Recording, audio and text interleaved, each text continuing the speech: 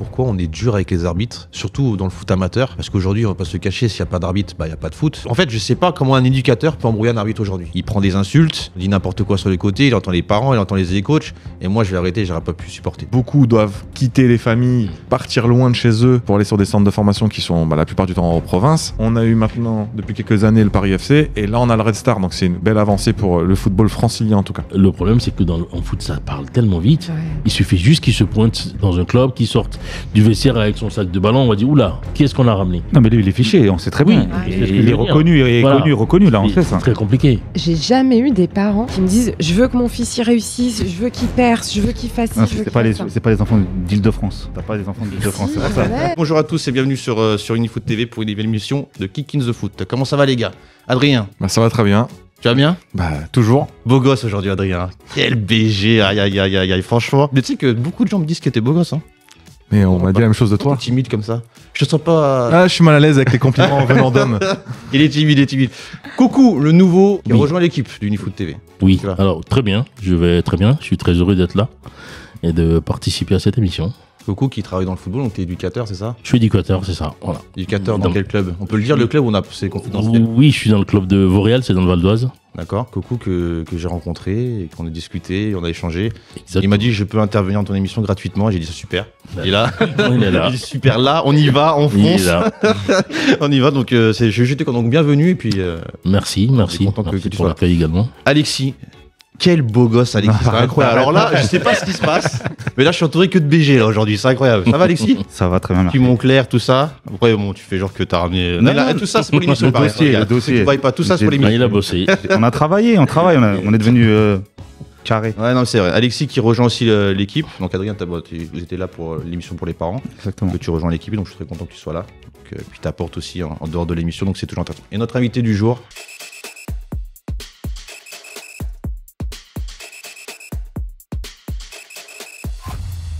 Alors dis-moi si je prononce bien, c'est Salia ou Saliha? Salia.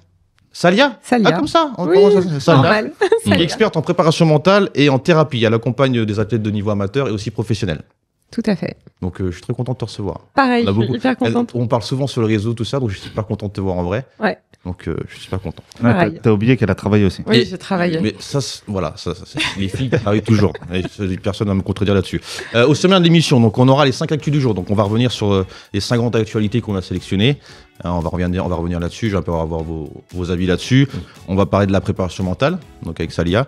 On va parler de la santé mentale chez les jeunes joueurs. C'est vrai qu'on n'en parle pas assez. On peut voir plein de choses et on va te poser plein de questions. Donc ça peut aller dans tous les sens. Faut pas que tu nous en veuilles. Pas de soucis. Mais voilà, moi je m'y connais pas perso. Je sais pas si vous y connaissez un peu en préparation mentale, santé. De loin. De loin? Un petit peu. Non? Un petit peu? Un petit peu. Voilà, super. T'as vu déjà, il y a quelqu'un qui va t'attaquer sur des questions.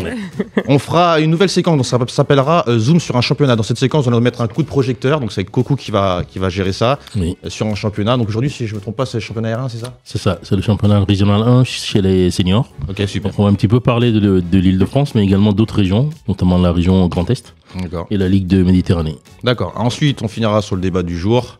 La préparation mentale dans le cadre du football peut-elle également être à l'école ou à l'entreprise? Être utile à l'école ou à l'entreprise. Donc on débattra autour de ça et on finira par un petit jeu.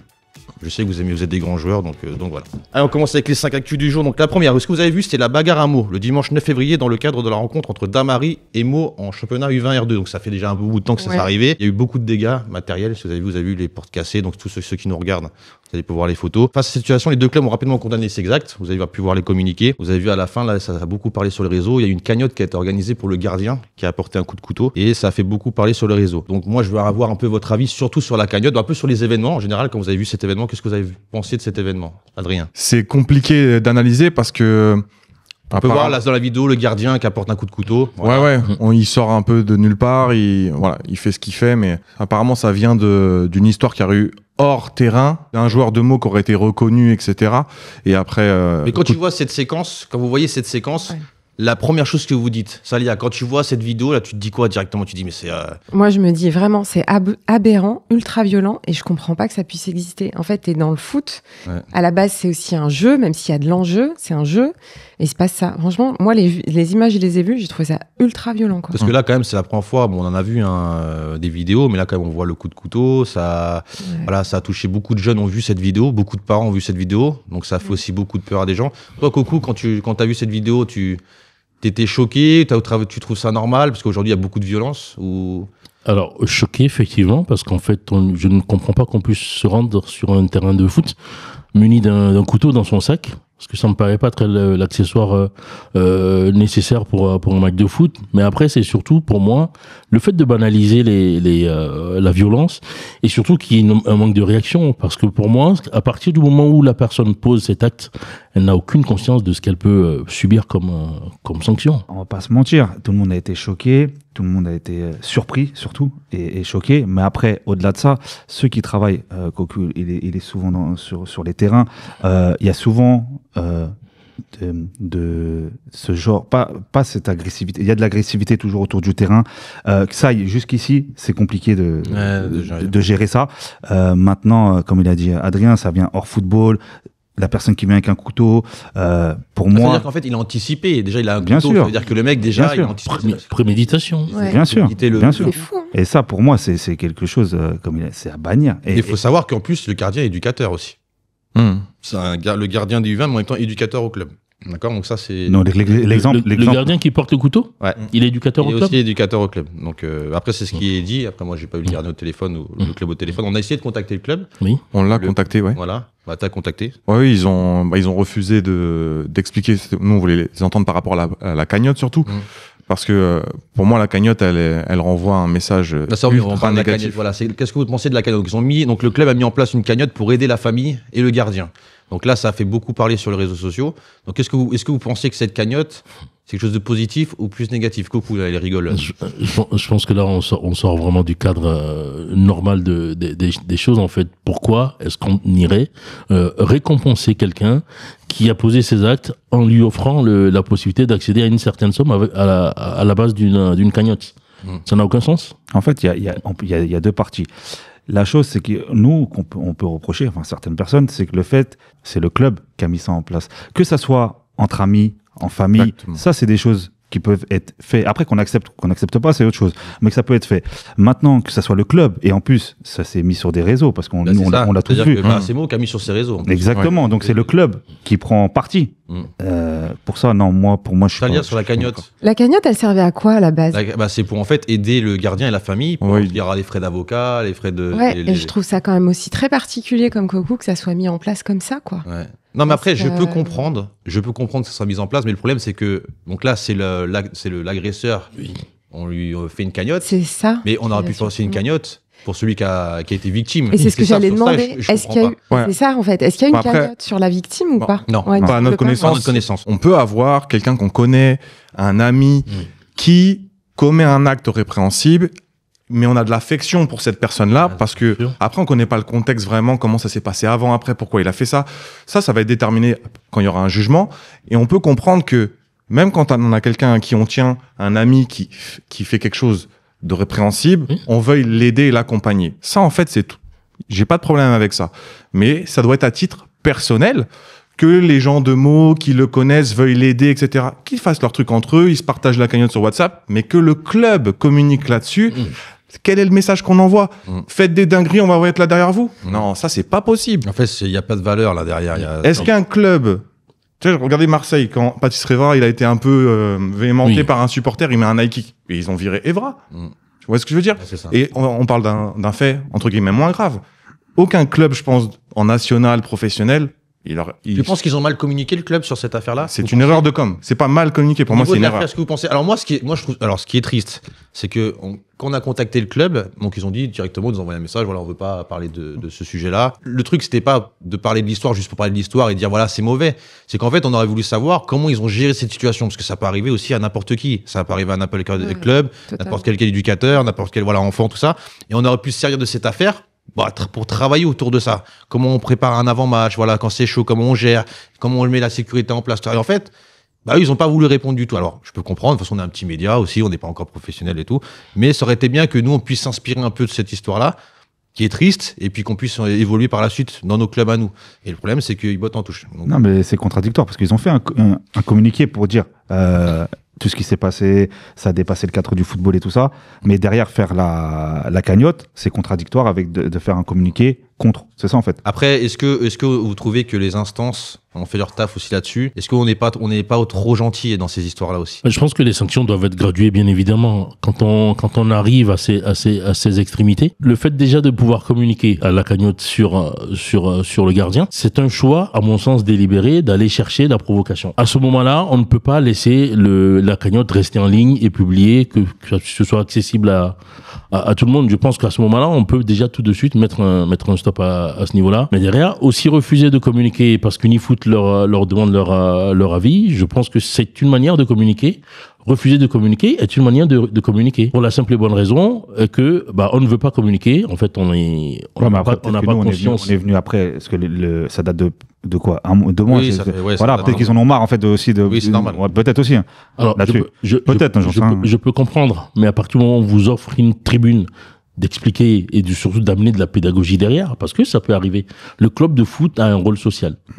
Voilà. Ils peuvent utiliser cette perche tendue pour pouvoir communiquer. Après, peut-être qu'ils voulaient pas se griller quelque part parce que ça a fait un peu, c'était peut-être un faux pas ou en termes de communication, ils se sont peut-être plantés. Et peut-être qu'ils veulent pas refaire le truc de tiens. Ouais, mais bon, s'ils plantent en communication sur Facebook, ils auraient pu supprimer. Après, ils auraient pu se remettre un peu carré. Non, mais après, oui, mais c'est vrai qu'ils peuvent se planter, mais après, ils n'ont pas été formés aussi dans le niveau de la com. Les clubs aujourd'hui, c'est des éducateurs, des responsables. C'est peut-être pas mal en fait. Je pense aussi. Oui, non, mais après, nous, on n'a rien contre le club de mots. Pareil. Juste que nous, on aurait bien voulu, savoir comment ils ont géré cette situation. Ouais. En fait, parce que la cagnotte, c'est pour la famille du gardien. Est-ce que ce jeune homme de 19-20 ans, peut-être que c'est lui qui subvient à sa famille, etc. Mais le contexte, peut-être qu'ils peuvent l'expliquer. Il a un enfant, une femme, il travaille, c'est pour aider sa compagne. Ça s'entend, en fait. Mais c'est pour ça, on voulait vu qu'on va les critiquer, venez vous exprimer. Vous avez un droit de réponse pour vous défendre là-dessus. En tout cas, voilà, c'est quelque chose qui a fait un peu bruit. Et ceux qui nous regardent, si vous pouvez donner votre avis en commentaire, ça peut toujours être intéressant. Mais c'est vrai, voilà, c'est dommage. J'aurais bien voulu discuter avec le club, mais après peut-être qu'il y a un an. Et puis on a fait exprès aussi d'attendre un petit peu que ça se passe pour pouvoir parler plus tranquillement et pas être parce que dans le show toujours c'est des fois difficile à gérer. Et puis voilà, les clubs amateurs sont pas habitués aux médias non plus. Mais pour répondre, c'est la justice après là qui va. T'as dit les autorités, les instances. Mais en fait là, c'est la justice, c'est fini. Les instances, elles peuvent plus rien faire. Si les instances peuvent faire quelque chose sur le fait que, en fait, est-ce qu'on prive le gardien ensuite de rejouer au foot? Il s'est privé tout seul, de toute façon. Là, est-ce que le club, non, mais on ne sait pas encore. Est-ce qui va arriver? Vous pensez que ça va être quoi les sanctions? Est-ce qu'il va y avoir des sanctions? Pour l'instant, il n'y a pas de sanctions. Est-ce que le club mérite aussi une sanction? Le club mérite une sanction. Je ne vois pas où on pourrait mettre une sanction, parce que sur la cagnotte, après, on est un peu dans l'emballement médiatique. Au niveau de la cagnotte, c'est par rapport le geste du gardien. Le cagnotte, c'est autre chose. C'est compliqué. Je pense que le gardien prendra, et ça sera suffisamment responsable à son niveau. Non, même, je pense qu'ils vont faire un exemple. Les instants, je sais pas. Oui. Je pense qu'ils vont faire un exemple. Oui. Il y a des chances, malgré tout, qu'en termes de sécurité, que le club n'ait pas pu mettre des barrières pour que ces incidents arrivent. Ouais. Voilà. En fait, donc là, oui, le club est responsable là-dessus. Ils auraient pu mettre huis clos ou pas. Ils ont mis huis clos. Ils avaient mis huis clos. Maintenant, oui. Moi, j'ai mal lu le premier truc, j'ai mis trop grand, mais que j'ai mal expliqué. Mais il y avait du huis clos, c'est vrai. Et juste pour revenir là-dessus, Dame-Marie, on n'a pas de communiqué, on n'a rien du tout. Non. À part le fait qu'ils aient mis un. On prend nos contrats dans la marée au pire. Ouais, après, moi je pense que clairement pour les deux clubs, en fait, on parlait d'instances ou les clubs, etc. Oui. Mais ils pouvaient pas anticiper ça parce que c'était hors football. Et il faut bien contextualiser pour ceux qui savent pas. Meaux et Damary, il y a quoi? Il y a 50, 60 km de distance entre les deux clubs. C'est pas comme si c'était des derby chauds, des villes rivales, etc. Le match aller s'est certainement passé correctement. Et donc, pour eux, c'était pas anticipable qu'il y ait ça. Et c'est vraiment parce qu'il y a une histoire, en fait. Le gardien était reconnu, machin, qu'ils ont ramené leurs potes à la mi-temps et que ça a dégénéré. Je pense qu'ils ont été complètement dépassés et personne ne pouvait l'anticiper. On passe à la deuxième actu. Vous avez vu la violence sur les arbitres. Donc depuis plusieurs mois, les agressions contre les arbitres dans le football amateur se multiplient. Et les réseaux sociaux regorgent de vidéos choquantes. Vous allumez vos réseaux aujourd'hui, maintenant vous voyez que les arbitres qui sont insultés ou qu'il y a des problèmes avec eux. Plus récemment, une altercation impliquant un éducateur du FC 93, donc vous venez de les recevoir, c'était marrant, lors de la Sparna Cup. Je ne connaissais pas c'est un tournoi international, c'est ça? International, c'est ça, avec des clubs professionnels. D'accord. U11 contre, ça fait le buzz déclenchant une réaction officielle du club via une vidéo Instagram. Donc, je ne sais pas si vous avez vu la vidéo du club du FC 93. En tout cas, la vidéo, c'est une vidéo de l'arbitre RG28, je ne sais pas si vous connaissez, de Ryan. Vous l'avez tous vu? Ceux qui ne l'ont pas vu, je vous la mets, comme ça vous voyez. Comment c'est une remise en jeu? On a le ballon. Il n'y a aucune remise en jeu. Comment c'est une remise en jeu? On a le ballon, tu donnes le ballon à Nice. Mais comment c'est une remise en jeu? On a le ballon, tu donnes le ballon à Nice. Mais comment c'est une remise en jeu? Lâche-moi la main, qu'est-ce que tu fais? Comment c'est possible? Qu'est-ce que tu fais? Pourquoi tu me lâches pas la main quand je suis en train de te parler? Déjà, il n'y aura aucune explication. Pourquoi tu me lâches pas la main? Moi, je donne même pas l'explication. Je peux vous expliquer, vous allez arrêter. Est-ce que je peux vous expliquer? Est-ce que je peux vous expliquer? Vous arrêtez de crier. C'est possible ou pas? Il y a une faute. Le mec lui met les pieds dans la tête, d'accord? Je laisse l'avantage pour l'équipe de Nice. Après, la balle revient ici dans les pieds d'un joueur de Nice. J'arrête le jeu parce qu'il y a un joueur au sol. Donc on reprend pas balle à terre. Moi, la question que j'ai envie de vous poser, est-ce que pour vous, l'éducateur est vraiment allé trop loin? Parce que, attention, pourquoi je vous pose cette question? Parce que là, je sais que vous allez me dire oui. Il y en a qui ont dit oui, mais c'est rien. Il y en a d'autres qui ont dit c'est allé trop loin. Mais il y en a qui estiment que c'est, voilà, il a juste pris la main, il a pas lâché. Et puis voilà. Moi, j'ai envie d'avoir votre avis là-dessus. Coco. Alors, toi, est-ce que l'éducateur est vraiment allé trop loin? Est-ce que c'est pas on n'en fait pas trop non plus? Je pense pas, parce qu'il y a de l'intimidation. À partir du moment où il y a de l'intimidation, et comme le disait Salia, on est dans le cadre d'un sport, d'un jeu, du foot en l'occurrence. Je pense qu'à ce moment-là, il faut aussi accepter les décisions qui sont prises par les arbitres, qui font un effort pour pouvoir tenir les rencontres. Ce qui est un peu plus gênant dans cette situation-là, c'est qu'en fait, l'éducateur était même pas dans le contexte de l'action, parce que c'était une balle à terre. Lui, il était complètement sur autre chose. Alors, non seulement le fait de pas connaître les lois du jeu, en l'occurrence, et ensuite d'aller intimider le jeune arbitre, je pense que c'est un peu délicat à gérer. Déjà, moi, je trouve qu'il y avait l'intimidation. C'est le corps arbitral. C'est aussi un centre dans le jeu du foot. C'est hyper important. Je trouve ça un peu particulier d'aller intimider, et il est jeune. Ouais. Tu vois, on voit qu'il y a une différence d'âge. L'éducateur aussi, hein. C'est ouais. On voit quand même que l'arbitre est très jeune. Je sais pas quel âge il a par contre. Ryan, oui, vraiment. Ouais. Et déjà c'est bien, il donne de son temps, du machin. Enfin voilà. On l'avait reçu, Ryan. Et je trouve que je sais pas, il y a une forme de respect pour le jeu et pour le corps arbitral. Là, c'est un peu aller loin, quoi. T'as pas aimé cette vidéo? Bah, je trouve que c'est un peu dommage, tu vois. Ça gâche le truc, ça gâche le jeu. Je trouve que voilà. Après, tu vois, ça fait une vidéo buzz. Est-ce que vous trouvez que les gens qui disent oui, voilà, il lâche pas juste la main, il lui demande des explications. Est-ce que pour vous, vous êtes d'accord avec ces gens-là ou des coachs qui sont pas contents, qui viennent demander des explications, on le voit tout le temps. Voilà. Après, effectivement, ce qui pose problème, c'est qu'ils lui tiennent le bras, qu'ils le lâchent pas, ils lui demandent de le lâcher, etc. Malheureusement, on banalise la violence et en fait, on voit des choses tellement pires. C'est ça, en fait, voilà. Tous les weeks-ends, qu'au final, il y a des gens qui peuvent dire c'est rien. C'est rien. C'est rien parce que moi j'en ai vu un mettre une baffe à un arbitre, donc forcément là c'est rien. C'est vrai qu'on banalise la violence. Mais ce n'est pas un bon comportement, effectivement. Mais je trouve que le FC 93, comme la manière dont ils ont traité, peut-être que a été bien aussi. Ils ont fait un rappel. Moi, j'ai jamais compris pourquoi on est dur avec les arbitres, surtout dans le foot amateur. Parce qu'aujourd'hui, on va pas se cacher, s'il n'y a pas d'arbitre, il n'y a pas de foot. Ça veut dire que c'est des zones. Alors là, ça va être des zones de guerre, les gars. Je vous le dis tout de suite. Hein. Ce serait vraiment très compliqué, même s'il y en a qui vont peut-être faire l'effort d'aller sur le terrain, de faire l'arbitrage, voilà, tout ça. Ça part toujours en cacahuète. Mais j'ai jamais compris pourquoi on embrouille des arbitres. Ils font ce qu'ils peuvent. Aujourd'hui, quand même, s'ils sont pas là, on pourrait même pas jouer au foot. Je sais pas, moi, Alexis, ce que tu en penses là-dessus, mais je sais pas déjà. En fait, je sais pas comment un éducateur peut embrouiller un arbitre aujourd'hui. Alors, on dirait ils sont déconnectés, les mecs. Ils en oublient leur métier, c'est pas possible. Alors, déjà, je vais reparler de la vidéo parce qu'il y a eu un rapport de force, en fait. Il voulait imposer. Le coach a voulu imposer le rapport de force. Voilà. Ça aurait été toi qui arbitrais, il l'aurait pas fait. Non, mais non, mais voilà. Et ça, et je trouve que l'arbitre, il réagit archi bien. Il réagit très très bien. Il est resté. Très bien. C'est un super. Franchement, il réagit très bien. Maintenant, on a tous été soit parents, soit éducateurs ou juste spectateurs. On s'est tous pris un petit peu à l'arbitre. On va pas se mentir. Ah, jamais moi. Non, mais devant un match, t'as jamais dit lui. Oui, on est d'accord. Oui, mais jamais. Tu vois ce que je veux dire? Donc, après, le degré. Oui. C'est ça qui va changer. C'est tout. L'injustice, le truc. C'est juste ça. Après, maintenant, on a tous été. Maintenant, là, il a dépassé les bornes, comme il a dit Adrien. Tellement on banalise les choses, c'est que non, en fait, non, ça va, en fait. Mais non, ça va pas. Je pense qu'on devrait un peu plus former aussi le fait de respecter les arbitres. En fait, j'ai l'impression que les arbitres, on les respecte pas. On met pas de valeur à l'arbitrage. Alors oui, on va me dire, on sensibilise, les instances font ci, font ça. À l'arbitre, dans le club, on devrait dire, le mec, il arbitre, on doit le respecter, tu vois. Vraiment, c'est dur d'être arbitre. Moi, j'ai jamais parlé mal d'un arbitre. quand j'étais coach, parce qu'en fait, je n'aurais pas pu faire ce qu'il fait.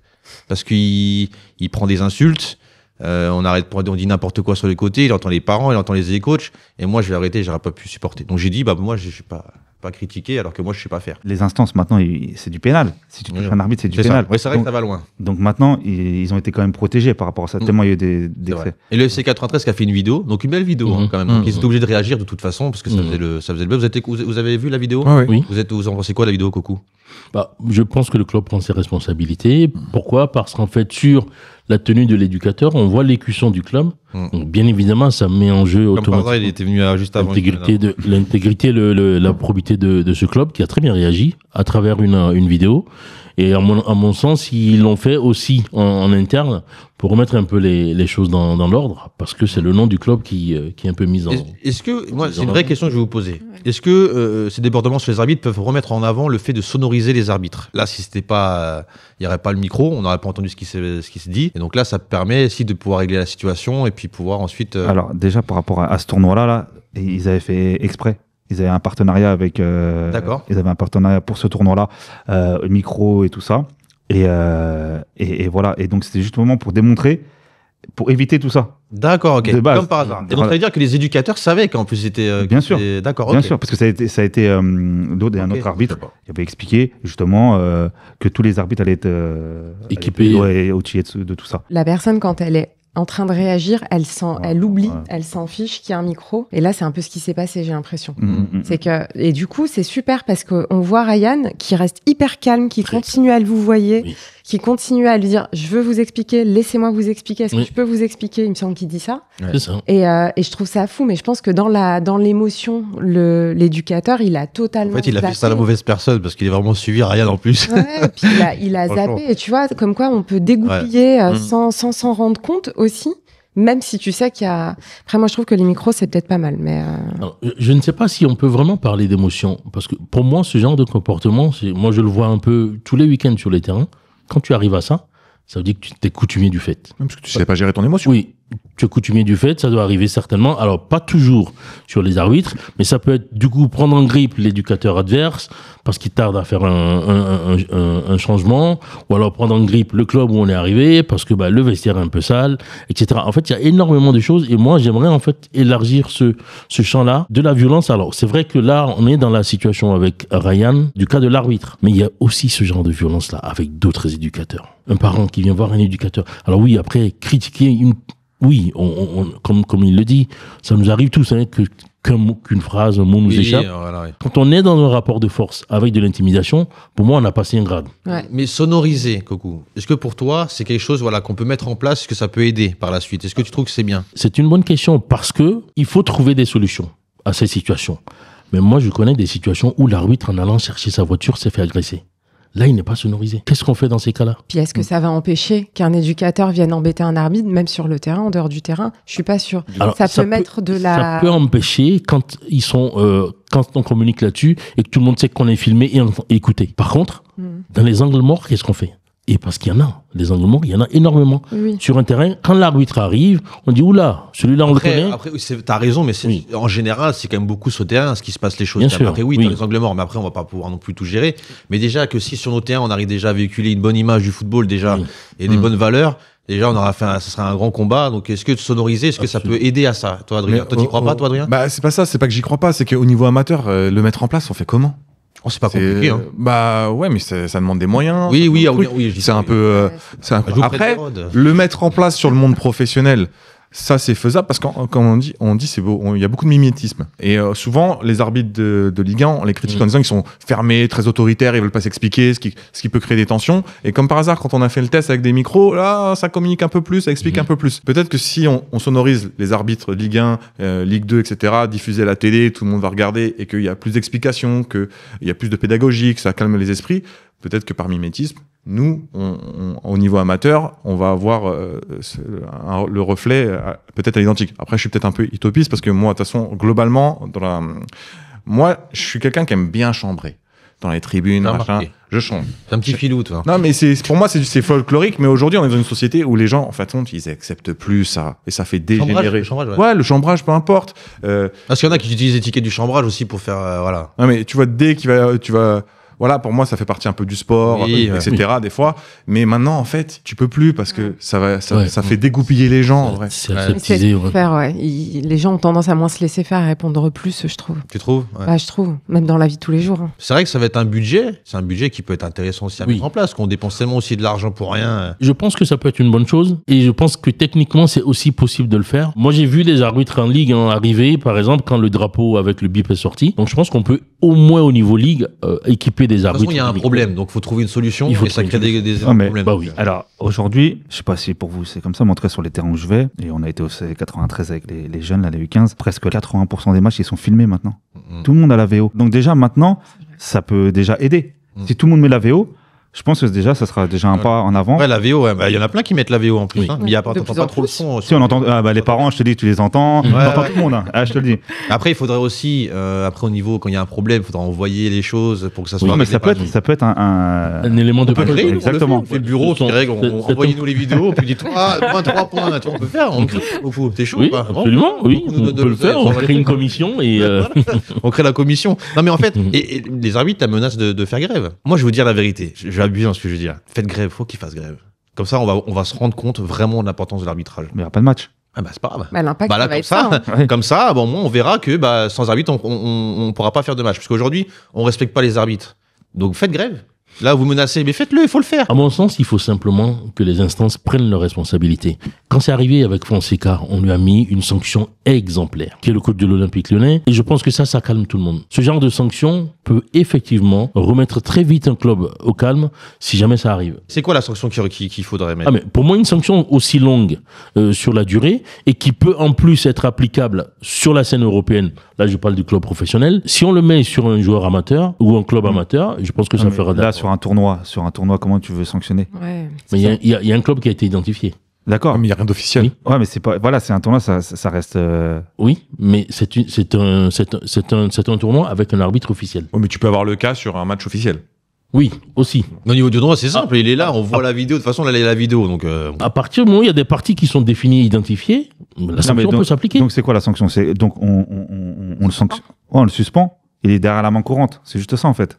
Oui, mais là, je pense que tu le sais. Par exemple, en début de saison, sur les matchs amicaux, il y a des arbitres officiels. On peut mettre un carton. Oui. Et le carton est applicable sur la saison. Si par exemple tu as un premier match premier tour de Coupe de France au mois d'août et que tu as pris 2 semaines avant un carton rouge sur un match amical, mais c'est sanctionnable. Non, mais là je parle de ça. Parce que lui dit, est-ce que si tu le sanctionnes, en fait, son tournoi il va être derrière la balustrade, donc est-ce que ça va changer? Ouais, est-ce que ça va changer quelque chose? Mais il faut mettre des sanctions plus dures. C'est-à-dire que là, peut-être sur le tournoi là, il sera encore derrière la balustrade, mais après on dira voilà, tu peux plus coacher, c'est tout. Non, c'est le club qui doit. C'est le club qui doit réagir. Oui, voilà, le club. Après, attention sur les tournois comme ça, quand ça dégénère, etc. Moi, j'ai déjà vu une bagarre entre 2 équipes, ils ont éjecté les 2 équipes, rentrez chez vous. Voilà, de toute façon, il y a que ça à faire sur un tournoi comme ça. Est-ce que tu penses que ça pourrait se faire? C'est-à-dire que si le coach se comporte mal, même sur un tournoi, c'est-à-dire que tout le monde était pénalisé? Oui. Moi, je l'ai déjà vu. Je l'ai déjà vu sur des tournois. Ils prennent pour leur. Ouais, mais bon, après, si tu sanctionnes pas, moi, je pense qu'il faut sanctionner. Par contre, si ça arrive souvent et ça arrive de plus en plus, je trouve que c'est pas cool pour les matchs, c'est pas cool pour les clubs, pour les jeunes, parce que t'en as qui veulent juste jouer, quoi. Ils veulent juste être là, profiter, leur famille aussi, tu vois. Du coup, c'est un peu bizarre aussi, quoi. L'impact du FC 93, là, ils essayent d'avoir une bonne image. On les a vus. On essaie d'avoir une bonne image. Et là, ça leur tombe dessus. Mais non, eux doivent taper du poing sur la table et se dire non, stop. Après, ils l'ont fait. Ils ont fait une petite vidéo. Et puis, je pense que, après connaissant un peu le FC 93, je pense qu'ils vont quand même essayer de travailler là-dessus. Après, voilà, c'est marrant parce que comme par hasard, c'est sorti. Ils étaient dans notre émission, c'est ça. Et il y en a qui disent t'as vu, c'est un poissard. Ouais, c'est un poissard. Ils ont mytho, ils ont ceci, mais en vrai, ça arrive. En fait, tu peux bien travailler dans un club, tu auras toujours des problématiques, tu peux pas tout bien gérer. Ça arrive au club professionnel. Non, mais les gars, juste pas pour les défendre, parce que je les aime bien, mais au moins eux, ils ont fait l'effort ensuite de filmer un truc, de poster un truc, de travailler là-dessus. Voilà, il y en a plein qui s'en foutent. L'affaire est passée, et puis on s'en fout, tu vois. Donc voilà. Vous avez vu, le Restart, il a obtenu son feu vert pour son centre de formation. C'est une grande avancée pour le Restart. La FFF et la LFP ont donné leur accord officiel pour l'ouverture du centre de formation du club dès cet été. Peut-être que ton fils ira là-bas, on sait jamais. Ce projet, validé par la direction technique nationale, marque une étape clé dans le développement de l'Étoile Rouge. Depuis 2019, le site de Marville accueillait l'académie du club. Et depuis 2021, il y avait aussi l'équipe problème. L'équipe problème. J'ai dit problème, là, c'est un problème en Ligue.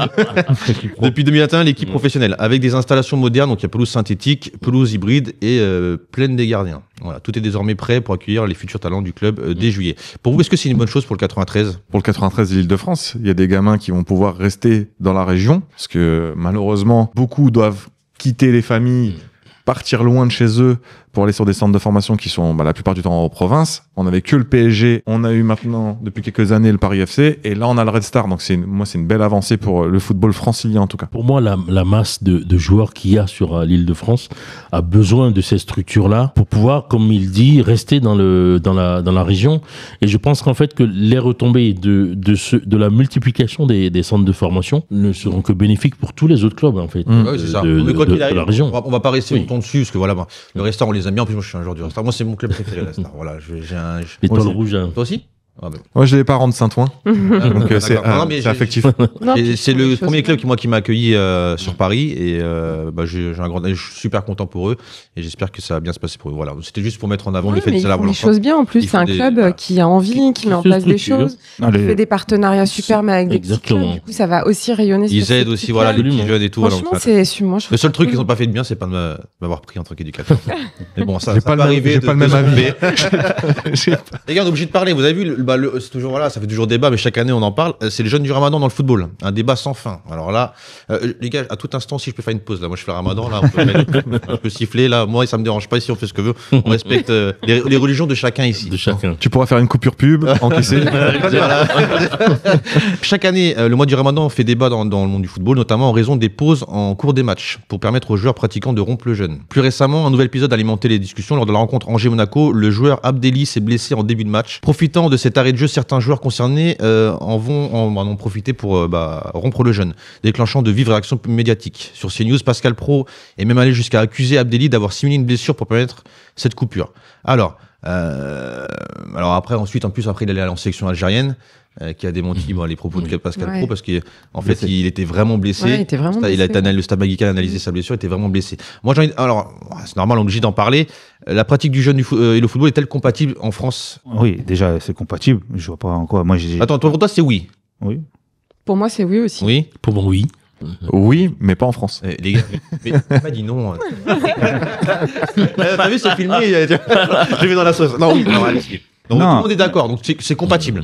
Non, mais alors déjà, on va parler du cas là présent de Monaco. En fait, on fait des pauses fraîcheur.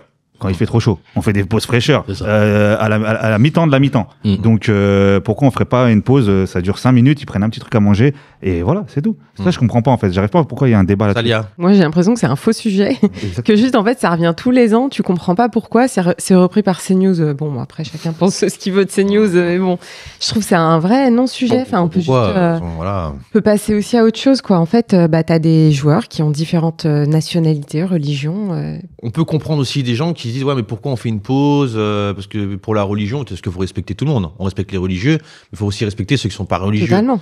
Tu vois, mais la pause fraîcheur tu respectes le soleil, c'est quoi? Non mais c'est quoi? Non mais après oui, tu vois ce que je veux dire. C'est pas pour tout le monde. Non, mais en fait, après, on peut parler pendant 2 heures de ça. Pour moi, c'est un débat qui est sociétal. C'est le principe de laïcité. Moi, j'ai grandi, j'avais l'impression que quand on m'expliquait au collège que c'était la laïcité, c'était on accepte toutes les religions. Alors qu'en fait, on accepte 0 religion. Au final, celle qui pose problème aujourd'hui, c'est l'islam. Parce que, je ne sais pas, en tout cas, pour moi, le catholicisme, etc., c'est la pratique. Les gens qui se disent chrétiens, catholiques, il y en a en France, mais les pratiquants, il n'y en a plus, quasiment. Pour moi, c'est un faux sujet parce que en réalité, dans les grandes villes, où nous, en Ile-de-France, c'est 50% des licenciés qui peuvent être musulmans. Ce sont des Français. Pourquoi en France, on voit ça comme un problème alors que dans les autres pays voisins, on n'accepte pas les communautés. C'est sociétal, moi je leur rejoins vachement. L'Angleterre, en fait, eux, ils acceptent toutes les communautés. En fait, ils acceptent le principe de communauté. Le principe de communauté. D'accord. Pour moi, le prisme politique a pris le dessus dans cette situation-là. Et c'est aussi ce qui fait la différence avec l'Angleterre, où on peut voir des gens issus des minorités prendre des postes de responsabilité. La question qui devrait être posée, est-ce qu'il y a une incidence sur le plan sportif? Il s'avère que non.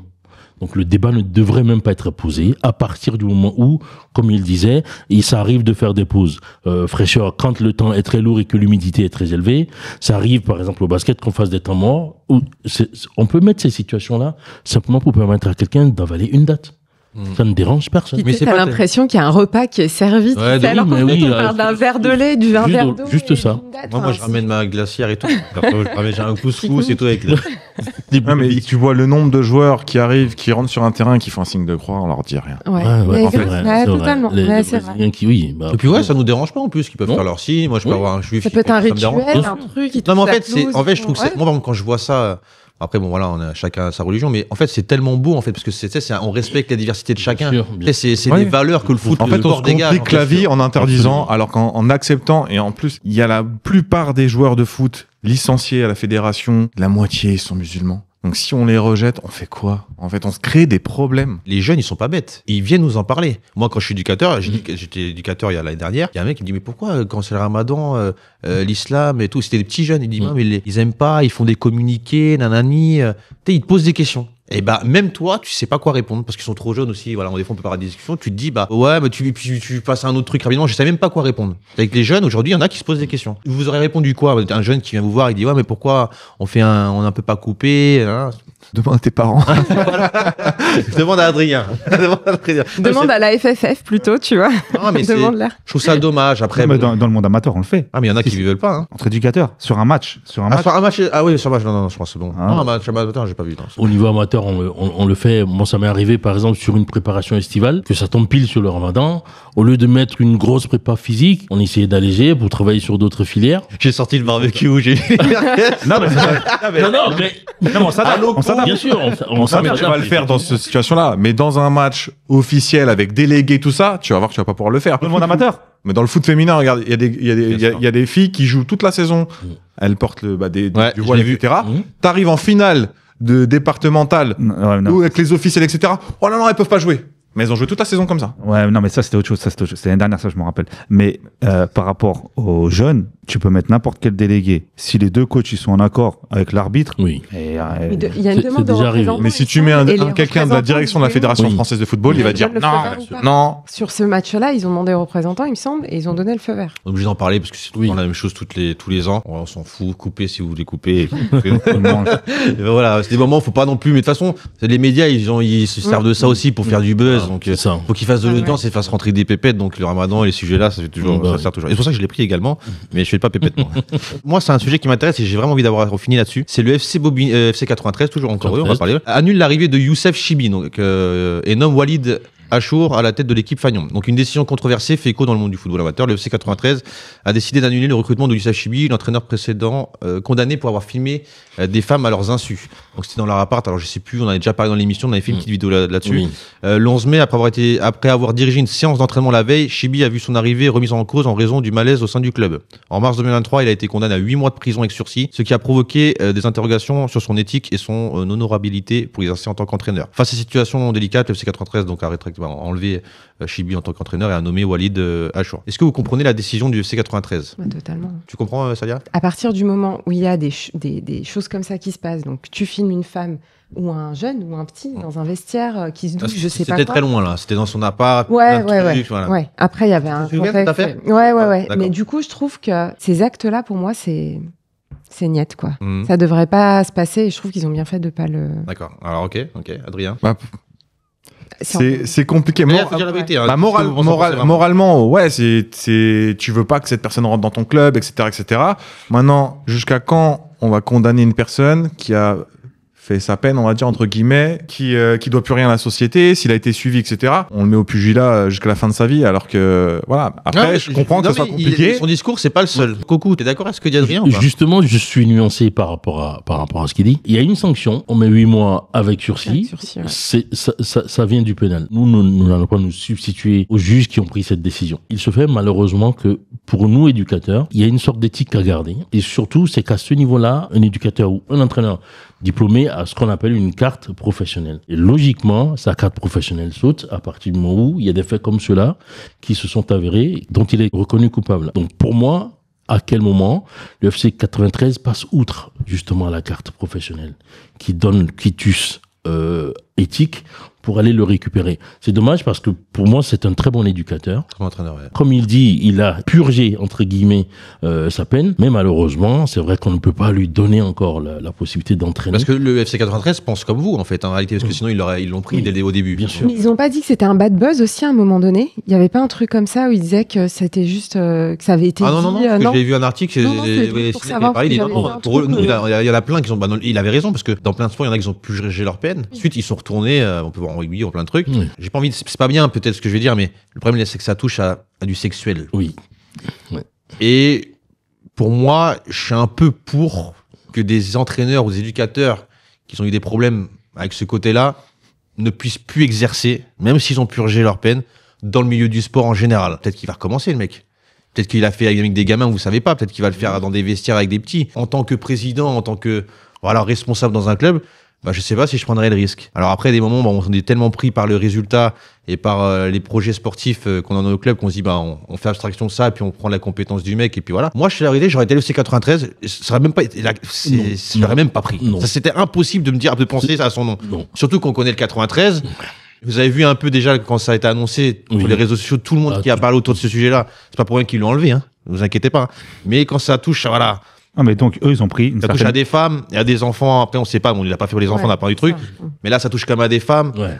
Ils ont pris une certaine pression, alors. C'est ça. Ah oui. Ils ont pris directement, bien sûr, c'est obligé. Là, ce que je dis. C'est le choix, en fait. Est-ce que pour vous, il peut rentraîner? Même là, en commentaire, je vais avoir l'avis des gens. Pour vous, suite à ça, est-ce que il peut continuer à coacher? Il y a une question juridique et une question morale. Juridiquement, il peut, et moralement, on va tous dire non. C'est délicat, mais en fait, il faut vraiment voir les choses sous l'angle de la moralité. Là, on parle de choses sexuelles. C'est extrêmement compliqué. Je mets en lumière, par exemple, quelqu'un qui serait reconnu coupable de trafic de stupéfiants. On est plutôt sur quelque chose de concret, sur laquelle il peut purger une peine. Il y en a beaucoup, hein. Simplement, on n'en parle pas. Qui joue avec un bracelet. Moi, j'en ai connu, hein. Je sais. Qui joue avec des même des entraîneurs qui sont. Oui, aussi, avec un bracelet, mais on les laisse revenir. La difficulté est que là, on est clairement sur l'éthique.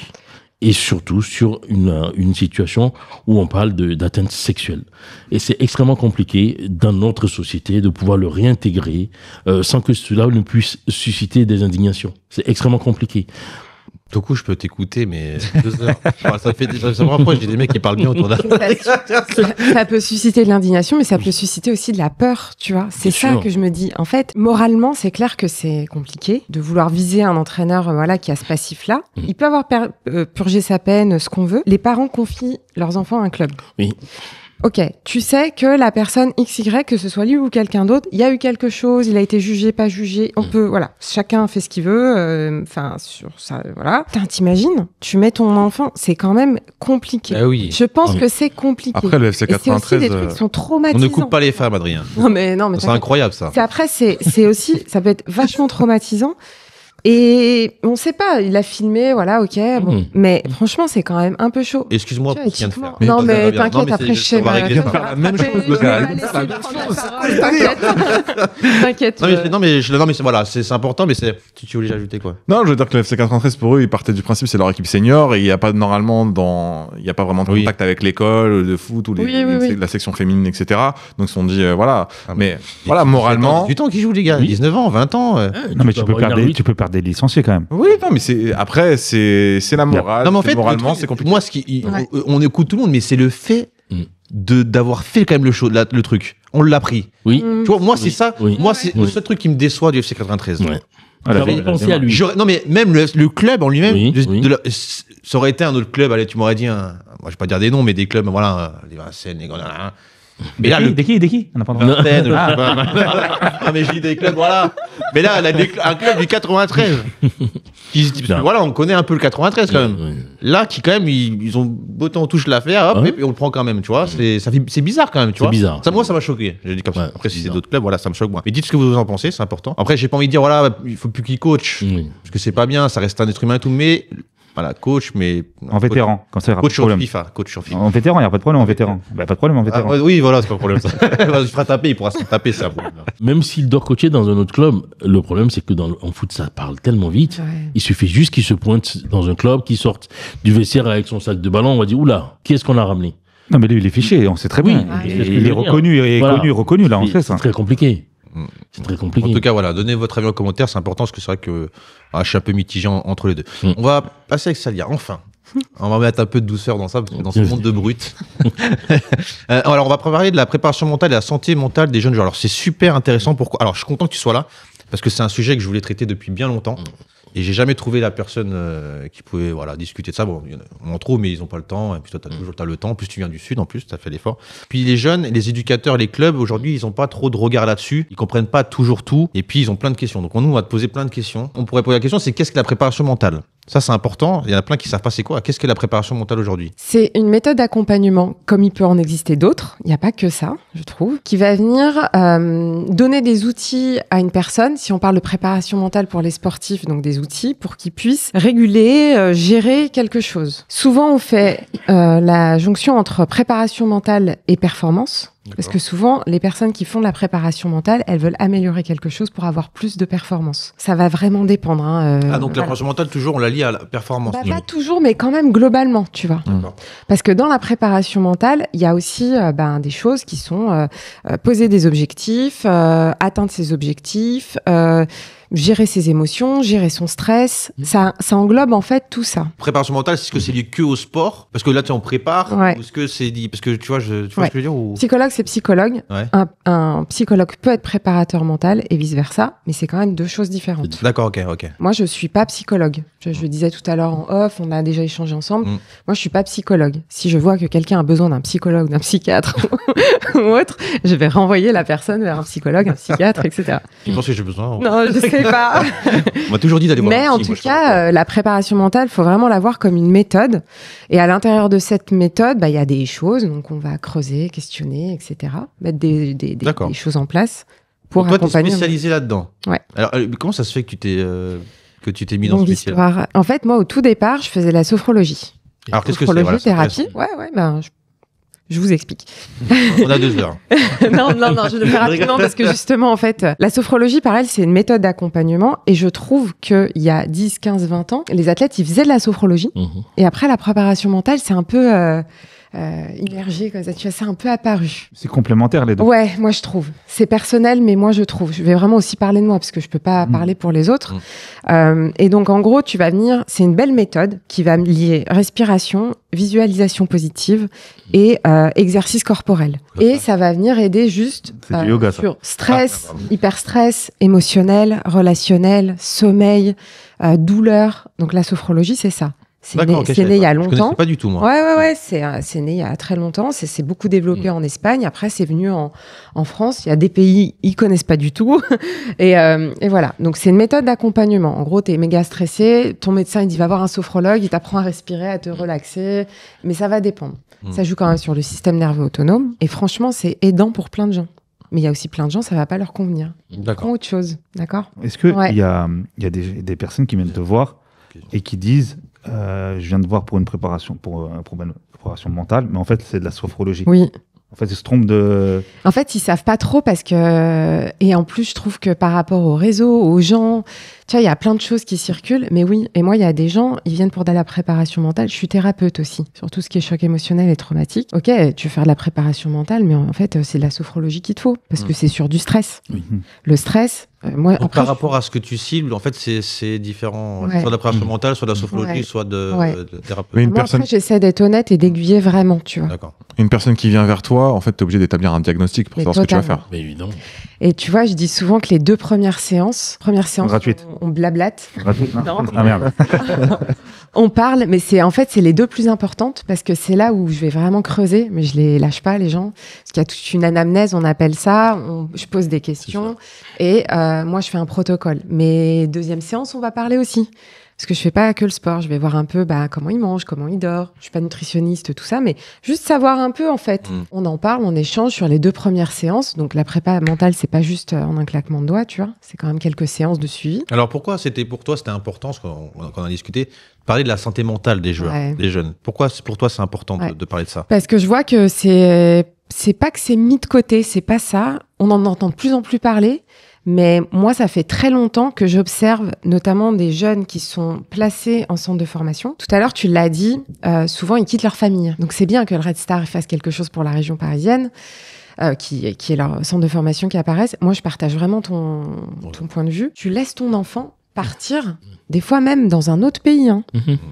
Et en tant que parent, c'est quand même compliqué, mais en tant qu'enfant futur joueur, c'est aussi compliqué, tu vois. Mais la santé mentale, parce qu'on parlait de ça, c'est pas que...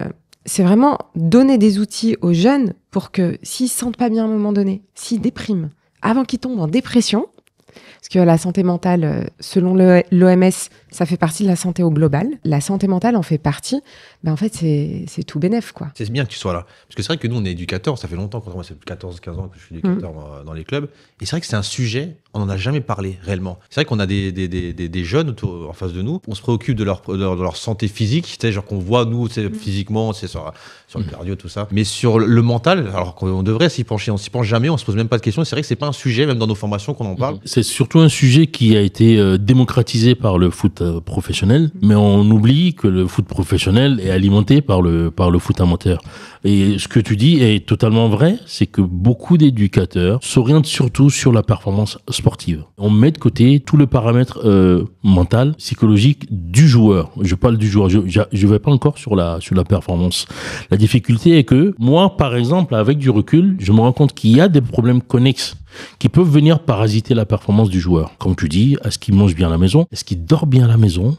Est-ce qu'il respecte les temps de récupération? Un jeune qui a 14 ans, 15 ans, le temps de sommeil est extrêmement important dans son développement psychologique et psychomoteur. Sauf que s'il ne respecte pas ces temps-là, la performance sportive, à un moment donné, va s'altérer. Et c'est ça la difficulté, c'est surtout là où c'est important d'amener cette dimension de préparation mentale dans la performance sportive. Préparation mentale ou santé mentale? Là, je parle de préparation mentale. Oui. Okay. Alors moi, je trouve qu'en tant qu'éducateur, vous faites déjà plein de trucs. Non, mais on n'est pas formé. On n'est pas formé à ça. C'est ça. Et tu vois, vous n'êtes pas psy non plus parce que tu parlais d'éléments perturbateurs sur la performance. Ça peut être un papa absent, ça peut être des parents absents, ça peut être ou envahissant. Copine. Ouais, ça peut être en fait, tellement de facteurs. C'est quand même aussi un peu, je pense, délicat pour les éducateurs parce que j'en connais, j'échange avec eux aussi. Il y a pas mal de choses que vous faites. Tu en parlais à la causerie avec des éducateurs justement de formation. Et ils me demandaient là d'intervenir parce que j'ai fait une intervention sur la santé mentale dans le sport et dans le foot cette semaine sur, et je leur disais, moi j'ai envie qu'on vous donne et qu'on parle de ça, même aux parents, tu vois. Tu fais une réunion parents, j'en sais rien. C'est peut-être que dalle. C'est peut-être une goutte d'eau, tu vois. Mais juste dire, en fait, le trouble anxieux, il y a le trouble bipolaire, il y a la dépression. C'est des vrais trucs qui existent. Ça peut toucher tout le monde, mais ça peut toucher tout le monde, hein, nous incluant nous. Nous, on y est. Hein. Tu vois, c'est...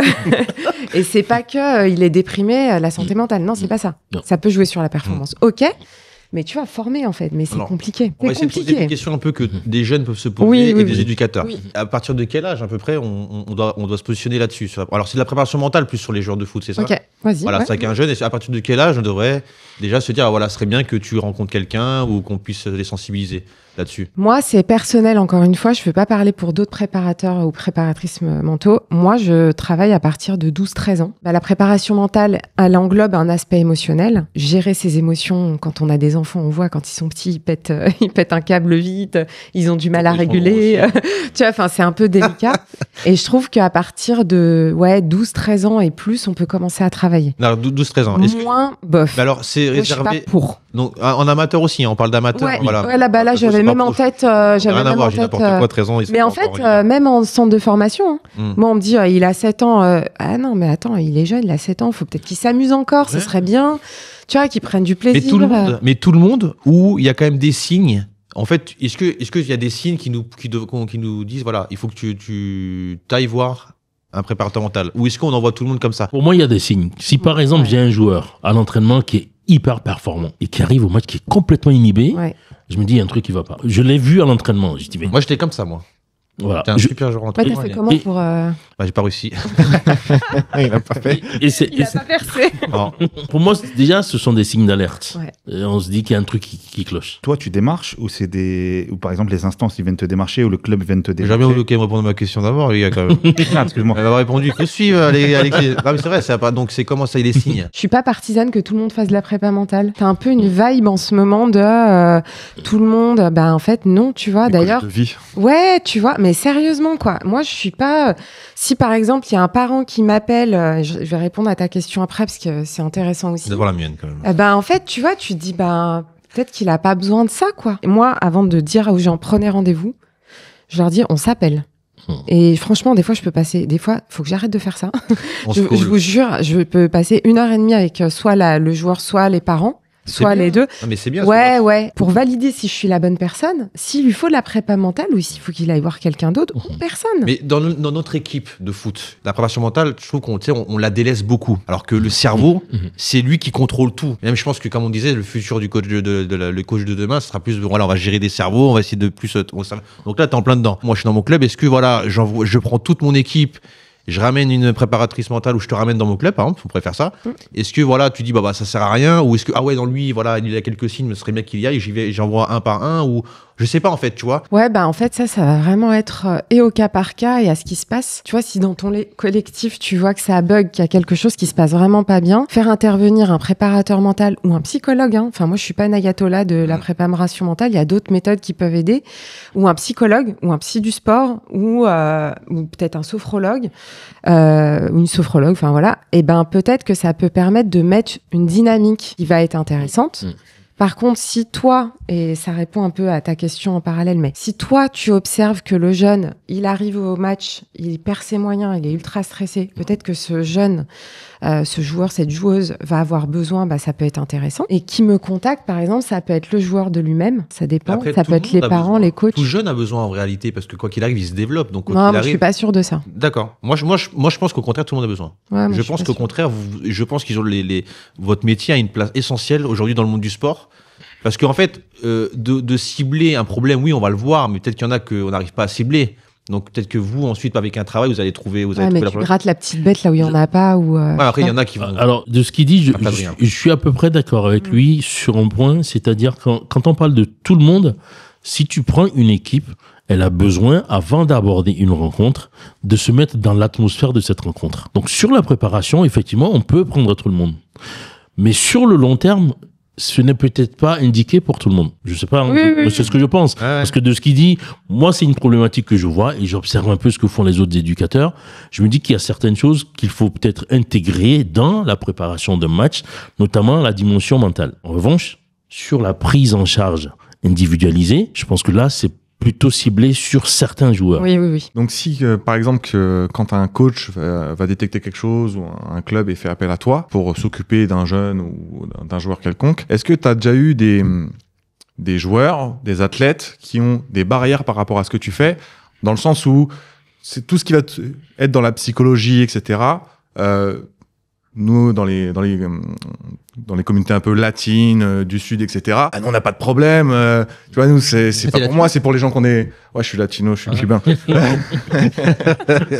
Culturellement, des fois, quand on est un peu macho, etc., j'ai pas besoin de ça, je suis pas fou, j'ai pas de problème, etc.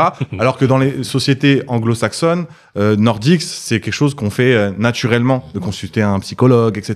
Parce qu'il y a beaucoup de gens qui sont réfractaires à la psychologie, etc.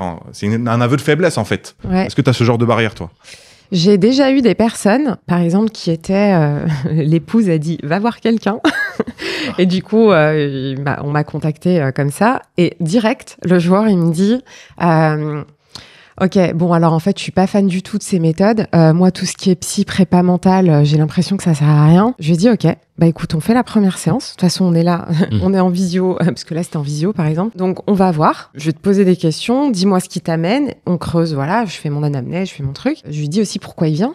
Je me demande, pourquoi il vient. Et puis, on voit. Et il s'est trouvé qu'en fait, le fait que moi, je sois pas psychologue, mais préparatrice mentale, il m'a dit, ah ouais, du coup, en fait, tu peux m'aider sur ça, ça, ça. Il m'a posé la question, il m'a challengé même. Je me rappelle bien, il m'a dit oui, qu'est-ce que tu fais, comment tu bosses, bidule. J'ai répondu. Donc pendant 1h30, on était ensemble Et après, il m'a dit, ah ouais, en fait, là, je comprends mieux. Et sur ça, est-ce qu'on peut travailler ensemble? Je dis, ok. Très honnêtement, moi, je suis peut-être pas vendeuse, mais si la personne, au bout de la première séance, elle veut continuer, c'est ok. Elle veut pas continuer, c'est ok. Je force jamais. J'ai jamais fait ça. Et les témoins, normal, la séance, c'est la 2000 €, donc c'est normal. Mais non. 2000 mais €, non, mais tu vois, je vais pas forcer, en fait. Plaisante.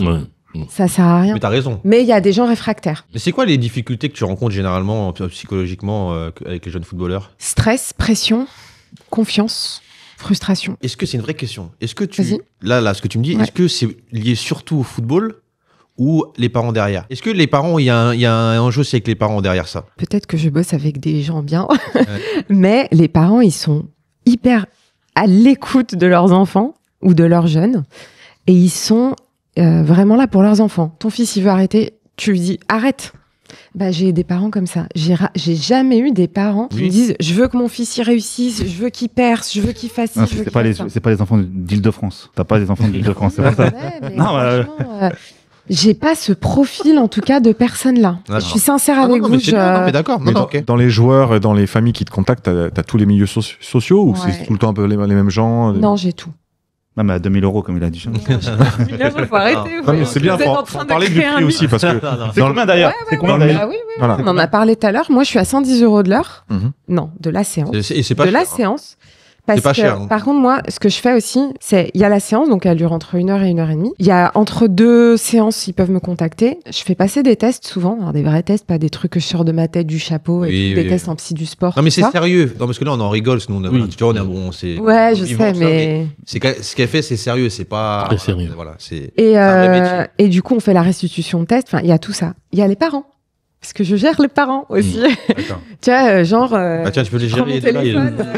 Il y a des parents qui m'ont écrit, ce week-end. Il y a un agent qui m'a écrit là hier. Il y a une joueuse hier soir qui me dit on peut se parler aujourd'hui. Je lui dis je peux pas là, tu vois. C'est ça aussi. Et véridique, tu vois. J'ai fait vendredi une séance avec une joueuse. J'ai passé après une demi-heure avec son prépa physique en disant voilà, je lui mets ça en imagerie motrice en lien avec la force. Est-ce que c'est OK pour toi? On valide. Après, moi, je travaille comme ça. En tout cas, moi, une séance, c'est pas que juste on se parle et basta. Et je prends pas 50 personnes. C'est personnel. On va essayer de poser des questions un peu, voilà, sur les jeunes. Moi, alors, tu parlais de stress et d'angoisse. C'est vrai qu'il y a beaucoup de jeunes aujourd'hui qui jouent et que même quand l'arrivée du match arrive, tout ça, on est stressé et puis ils perdent leurs moyens, tout ça. Comment tu travailles ça? Comment on pourrait éviter? Alors, est-ce que sans passer par toi, parce que voilà, mais totalement. Comment on pourrait travailler avec ce joueur-là, ou peut-être comment tu fais toi et qu'est-ce que tu pourrais nous conseiller en tant qu'éducateur à faire? Ouais, du coup en tant qu'éducateur. Moi déjà j'identifie et je questionne d'où vient le stress. Mais donc ils sont capables de te répondre, d'accord? Ouais, moi je pose des questions, ils répondent, même les jeunes, ils arrivent à savoir. Ils te disent quoi généralement? D'où vient le stress? Les parents, les supporters, le peur de rater, de rater, le regard de l'autre. Ça peut être le regard de leurs parents ou le regard des autres. Beaucoup peur de rater. Hein. Franchement, je réfléchis, c'est surtout ça. Moi, j'ai eu beaucoup peur de. Moi, ça m'intéresse là. Ouais, vas-y, ça me va qu'on en parle. Plus de peur, c'est genre de regard des gens. Ouais, mais est-ce que les réseaux sociaux, le fait que ce soit filmé, que les gens. Ouais, peut-être. Ça joue ça? J'ai pas ça. Dans le stress des jeunes, ils disent attends, on va mettre sur YouTube si je me prends un petit moment. Je sais pas si ça rentre en ligne de compte parce qu'en fait, à partir du moment où la rencontre est lancée, par exemple, ils sont totalement focalisés là-dessus. Est-ce qu'ils font vraiment attention? Moi, c'est en amont du match. Comment? C'est en amont du match souvent qu'ils ont le stress. Oui, non, mais je sais, mais par rapport à ce qu'il dit. C'est-à-dire que pour moi, le jeune qui commence le match, je sais pas s'il est en permanence. Moi, je trouve que les nouvelles générations sont très portées sur l'image. Oui, c'est le regard de l'autre, c'est ce que j'ai dit. Moi, je prends des cas des jeunes. Chaque équipe que j'ai pris, je m'intéresse à chaque profil et c'est tout le temps la même chose qui revient. Quand on parle de haut niveau, il y en a, voilà, même des petits niveaux, district. Quand le match arrive, il y en a, ils sont stressés. Ils ont peur ils se posent des questions, ils se disent j'ai match, ils pensent être professionnels. Quand le match commence, il y en a bien sûr qui arrivent à se mettre dedans, qu'ils oublient, mais je vous dis la plupart des joueurs en fait ils ont peur de mal faire. Donc ils disent et puis ils réfléchissent trop, donc ils sont stressés. Comment toi tu gérais ça et comment nous on pourrait mais tu vois, il y a une différence entre moi qui suis formée et les éducateurs où du coup t'es pas psy, t'es pas sophrologue, t'es pas prépa mentale, il y en a qui le sont. Ça va aussi dépendre du jeune quoi. Si tu lui dis respire, il n'arrive pas à respirer, il sait pas ce que c'est, toi tu sais pas lui expliquer surtout, et tout. Ça sert à rien en fait, il va te faire OK super. Donc après c'est peut-être vous vous, en tant qu'éducateur, je suis très honnête, je trouve que c'est un peu difficile pour vous d'actionner sans savoir comment faire. Même questionner, même détecter. Tu peux détecter. Non, tu peux détecter. Oui. Tu peux voir un jeune qui est en difficulté. Tu peux tester. En fait, nous, en tant qu'éducateur, quand tu discutes avec le joueur, il y a des moments, tu vas tenter quelque chose, tu sais que tu t'es trompé, puis après, tu sais de reprendre les règles, tu vois. Ouais, moi, il y a un truc que je trouve qui fonctionne beaucoup, et ça, c'est un aspect en lien avec système nerveux, cerveau, thérapie, c'est de sécuriser le joueur. C'est de pas de lui gueuler dessus. Mais ça, c'est un peu délicat aussi. Sécurité morale et affective. Ouais, ça dépend en fait de l'éducateur, tu vois, il y en a, ils gueulent tout le temps. Tu vois, pareil, un éducateur, si il gueule tout le temps, si à un moment donné, tu sais que là, tu gueules parce qu'il y a une vraie raison, le jeune, il va pas faire la différence parce que tu gueules tout le temps. Ce qui est important pour moi, c'est que quand les jeunes nous regardent, ils se disent, voilà, je vais quand même essayer de faire ça. Est-ce que tu n'as pas quand même des petits tips? Ah si, mais là, je vais te les donner. Voilà, merci. Respiration, cohérence cardiaque, ça aide beaucoup. Par contre, en le faisant vraiment, c'est une méthode de respiration qui vient réguler le système nerveux autonome. En fait, la capacité de tout humain, c'est de monter quand il y a du stress. Oui. Donc le système nerveux, il dérégule et il régule tout seul. Il sait faire, tout le monde. Mais il y a des gens, quand ils sont hyper stressés et que, comme tu l'as dit, tu le remarques à chaque fois, leur faire cette technique de respiration, ça vient équilibrer le système nerveux autonome. Donc c'est 5 minutes de respiration, matin, midi et soir. C'est pas en une fois que tu le fais que ça va marcher, c'est au moins 3 semaines de respi comme ça. Matin, midi et soir, 5 minutes, et t'as des applications où tu vas sur YouTube. Donc après, en respirant, en fait, ça. Ouais. D'accord. En fait, ça régule. Il y a des études, même sur PubMed. C'est des études médicales qui sont vraiment faites. Et voilà. Il y a d'autres choses à savoir, mais globalement, 3 fois par jour, 5 minutes, et tu as des applications, tu as une bille qui monte, une bille qui descend. Et ça régule le système nerveux. Quand on même là, et ça déstresse. Tu prends, ça te déstresse. Ça oxygène le cerveau, très cher. On oublie en fait, et ça oxygène les muscles. Ouais, c'est vrai. Après, moi, je me suis formée avec un médecin là-dessus. D'accord. Dr Auer, vraiment, tu vois. Après, c'est perso. Tu mets de la thune et tu te formes avec des gens, des médecins. Et voilà, mais t'as fait l'effort de te former. À l'inverse, par exemple, d'un enfant très calme, pour l'exciter un petit peu. Est-ce que ça marche? Oui, parce que j'adore. T'as 3 modes de respi dans la cohérence cardiaque. Et tu vois, il y a une appli qui s'appelle Respire Relax Plus, qui est trouvable facilement. Et t'as 3 modes. T'as équilibré, dynamisant et je me rappelle plus l'autre. T'inspires sur 6 secondes, t'expires sur 4 secondes. L'effet est pas le même que si t'inverses, que si tu respires sur 4 et que tu expires sur 6. Et en mode équilibré, c'est 5-5. Quel conseil tu donnerais pour gérer les frustrations, les défaites d'après-match, les frustrations? Tu sais que j'ai noté des trucs là-dessus parce que la frustration, c'est une des choses qui revient le plus à un moment donné quand il monte en niveau. La frustration, c'est un sentiment où du coup, il peut y avoir de la colère en plus. Donc ça peut dégrader toi, ta performance, mais même ton entourage. Il y a un truc que j'observe sur la frustration, franchement, j'en ai plein qui me parlent de ça. Ils sont frustrés de fou. Ils ont du mal à le réguler, mais l'entraîneur peut le voir. Et ça peut un peu pas les mettre de côté, mais tu vois, ils se mettent en colère parce que ça déclenche quelque chose. J'ai noté des choses hyper concrètes que moi je fais faire aux jeunes, mais que là on peut leur dire que eux peut-être peuvent mettre en place, ou tu vois, les éducateurs. Même nous, mais totalement. C'est pour ça que même les éducateurs, j'ai vraiment noté ça. Pour moi, c'est un travail au long cours. T'es pas frustré une fois en général. Le jeune il est frustré une fois, puis après ça se revit régulièrement. Donc c'est identifier ses déclencheurs. Qu'est-ce qui te déclenche une passe qui est mal ratée, parce que des fois c'est que sur les passes. Des fois c'est juste son placement qui est pourri, c'est qu'il prend pas assez l'info sur le terrain. Ça va être plein de choses comme ça. Manquer des duels, pas gagner des duels. Du coup se trouver un peu comme une merde, nul, pas fort, pas capable, pas solide. Tu vois, les défenseurs des fois ils me disent punaise, j'ai pas défendu, je me suis pas senti solide sur des duels. Identifier là où les émotions liées, parce que très souvent le sport, et on met de côté ce qu'on peut ressentir en émotion.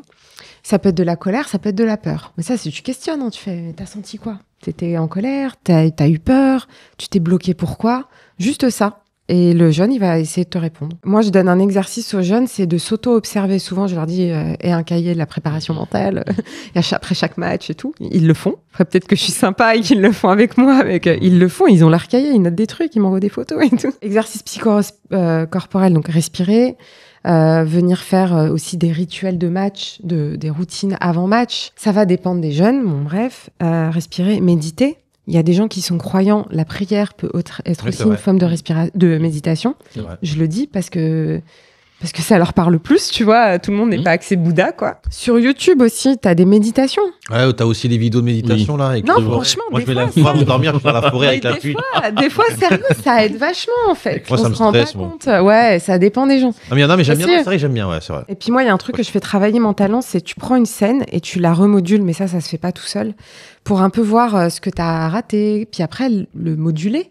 Tu peux en parler au coach aussi. Oui. Tu dis, sur quoi j'ai raté? Tiens, aiguille-moi, parle-moi, coach adjoint, je sais pas. Est-ce que tu conseillerais une routine un peu pour les jeunes à faire chaque jour? Donc c'est quoi? C'est rester tout le temps faire la restitution, ce que tu viens de dire, ça... Bah, la routine, ça va dépendre. Il n'y a pas une personne que je connais ou à qui on a travaillé la routine où c'est pareil. Il y en a, c'est juste avant le match. Il y en a, c'est toute la journée avant le match. Il y en a, c'est à la veille et à l'avant-match. Plus le cerveau va bien, plus tu vas aller mieux dans ta vie, plus tu te sens bien mentalement. Le corps va mieux aussi. Dans tout ce que tu fais, dans tes relations avec, comme tu as dit, avec une copine, pas des, elle avait dit une tout à l'heure, avec une copine. Une copine. Oui. Parce que coucou, il y a des fois, tu vois. Bien sûr. Je te jure que je l'ai eu ça. C'est compliqué des fois, les mecs. Ouais, moi, ils me partagent assez. C'est quand t'as dit copine, faut une prépa mentale. C'est quoi, une anecdote là-dessus ou pas? Ouais, mais bon, après, je peux pas tout dire, mais en fait, ils se mettent dans des histoires où ils ont plusieurs copines. Ça, c'est sûr, c'est des joueurs pour eux. Mais en fait, c'est délicat. Par contre, sur les routines, je suis navrée, je peux pas donner de réponse toute Non, faite, en fait, c'est du cas par cas, quoi. Par contre, ce que je peux dire, c'est que des fois, les joueurs, même les plus jeunes, sans se rendre compte, ils font une routine. Donc peut-être qu'on peut leur dire là, tiens, qu'est-ce que tu fais avant le match qui, toi, te sécurise? Non, mais les jeunes ne font pas. Dites-moi si je me trompe, mais les jeunes, la préparation mentale, les gars, ils sont. Mais des fois, ils mettent de la musique avant le match. Voilà, il y a ça. J'allais parler de la musique. Des fois, ils ont leur crampons, leurs chaussettes préférées ou un gris-gris. La superstition inhibe énormément de joueurs. Et ce qui fait que... Non, mais c'est vrai. Ce qui fait que... Ce qui fait que... Bah, il suffit juste... C'est pas de poule. Le sel. Il suffit juste qu'il manque un des éléments ou un des paramètres de leur préparation. Non, mais pour se mettre en fait dans un cycle de peur et qui va s'élargir sur le match. Je suis d'accord avec ce que tu dis. En général, ils ratent pas parce qu'ils ont ce truc-là, parce qu'ils l'ont déjà expérimenté une ou deux. C'est bon, ça. Mais en général, ouais. Mais c'est vrai ce que tu dis. Il y a l'effet pervers de ça. Pour revenir sur la musique. Est-ce que c'est pas quelque chose de sécurisant aussi de se dire on va mettre la musique et surtout on va laisser les joueurs choisir leur musique, leur il y a beaucoup de coachs qui interdisent les musiques. Oui, alors que moi je trouve que ça peut au contraire stimuler les joueurs, même si c'est des jeunes joueurs. Faut tous qu'ils se mettent d'accord sur la musique, parce que des fois j'ai eu des gens qui étaient dans des vestiaires où ils kiffaient pas la musique. Ils arrivaient en séance, ils disaient putain, ils mettent la musique là, ça me saoule, ça me casse les oreilles avant le match. Tu vois, moi j'étais un mec qui voulait pas payer son ticket de métro parce que j'avais pas envie de payer 1,75€. À l'époque c'était 1,95€. Là c'est à 2,15€ maintenant. 2,50. Parce que je saute encore de temps en temps. Pas faire ça. Et je stressais moi parce que j'arrivais sur Paris et je stressais. Je mettais une musique de la crime. Hop,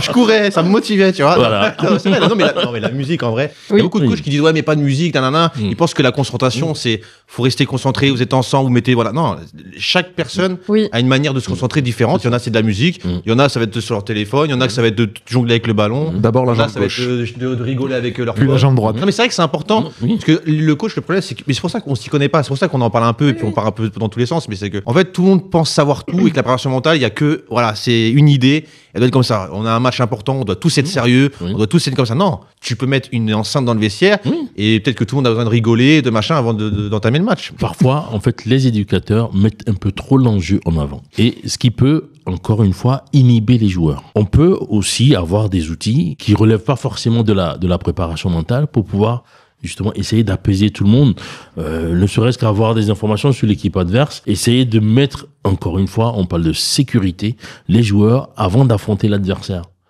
Voilà. Moi, est-ce que c'est pas un avis que tu partages? Moi, je pense que ça dépend de l'éducateur. Il y en a, ils s'en fichent, ils focalisent pas du tout là-dessus. Il y en a qui le font. Tu vois, moi, j'ai déjà vu des images de coachs qui allongent les jeunes, qui les font respirer avant match, pendant l'entraînement et tout. Même s'ils savent pas vraiment faire, ils sont pas formés, c'est quand même intéressant. Moi, je critique pas je trouve que c'est même une belle amorce. C'est le yoga, c'est un peu, non? Non, c'est la sophrologie.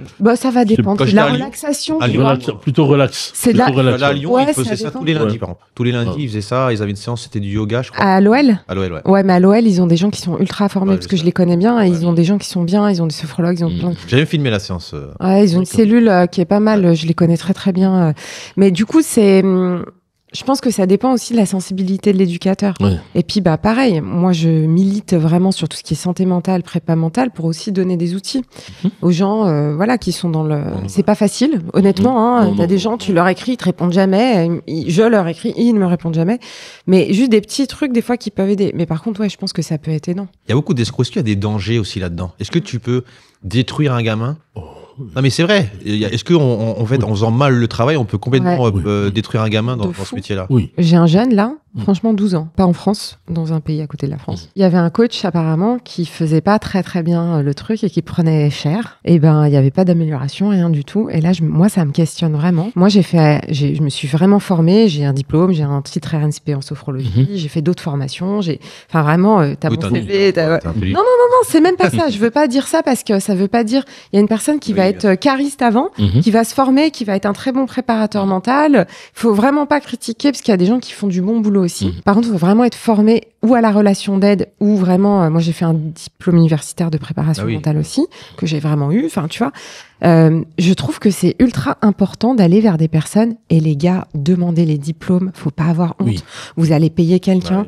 Enfin, tu sais, à un moment donné, même moi, faites ça, quoi. Si la personne, tu me demandes mon diplôme, je te l'envoie, en fait. Il n'y a aucun souci. Et t'as vu des dégâts sur le gamin? J'ai déjà eu et récupéré des gens, en tout cas, même en haut niveau, qui sont allés voir des gens qui n'étaient pas ultra compétents. Et ils me voient, ils font punaise, tu travailles comme ça, toi? Je fais, bah ouais. Et comme ça veut dire structuré, carré, on perd pas le fil de ce qu'on a fait avant. Mais quand c'est pas carré, pas structuré, ça donne quoi à la fin? Ça donne juste quelqu'un qui te prend ton argent et que tu vas t'aller le voir parce que t'es stressé avant ton match ou t'es frustré. Puis au bout de 6 mois, t'as pas. Je dis pas qu'il faut y avoir un résultat tout de suite maintenant, ça peut prendre du temps, mais au moins qu'il y ait quelque chose qui t'aide vraiment concrètement, tu vois. Et moi, je vise à l'autonomie, c'est-à-dire que je vais te donner des outils pour que tu fasses tout seul. Le temps, en fait, parce que tu dis que c'est du cas par cas, mais en général, sur combien de séances où tu vois une amélioration? Alors moi, je trouve qu'il y a des jeunes qui sont plus réceptifs et en fait des jeunes, il n'y a pas d'âge en vrai, parce que j'ai des joueurs de 30 ans là. J'ai un joueur de 30 ans par exemple. Enfin, c'est important qu'ils soient réceptifs et c'est de l'entraînement. Il n'y a pas que moi qui fais le boulot. Mais ça, je le dis direct. Il y a des choses qu'il est important qu'elles refassent. S'ils refont pas, ça met un peu plus de temps.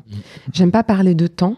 Parce que ça va dépendre de la problématique de la personne. Mais en règle générale. Ouais. Bah, tu vois, alors vraiment, en gros, stress, ça va être 6, 7, 8 séances. 7, 8 séances, c'est bon. Voilà, ça peut être moins. Si le jeune, la personne refait les trucs, bah voilà. S'il y a des plus gros enjeux et qu'il y a plusieurs axes de travail, parce que moi, je fais mettre des axes de travail, bah voilà. Mais on va aller au rythme de la personne aussi. Tu vois, et puis, attends, il y a une question de moyens, Je suis pas dans la bourse des gens, je suis pas dans leur temps. Je leur dis direct. Ceux qui vont voir l'émission, ils vont m'entendre parler comme en séance. Justement, quand tu parlais des gens qui parfois pouvaient être cabossés, entre guillemets, on a eu le cas d'Alexis Beka, qui est du club de l'OGC Nice, qui est quasiment arrivé à une tentative de suicide. Ouais, on en parle. Alors qu'au club, il y a une cellule de prépa mentale.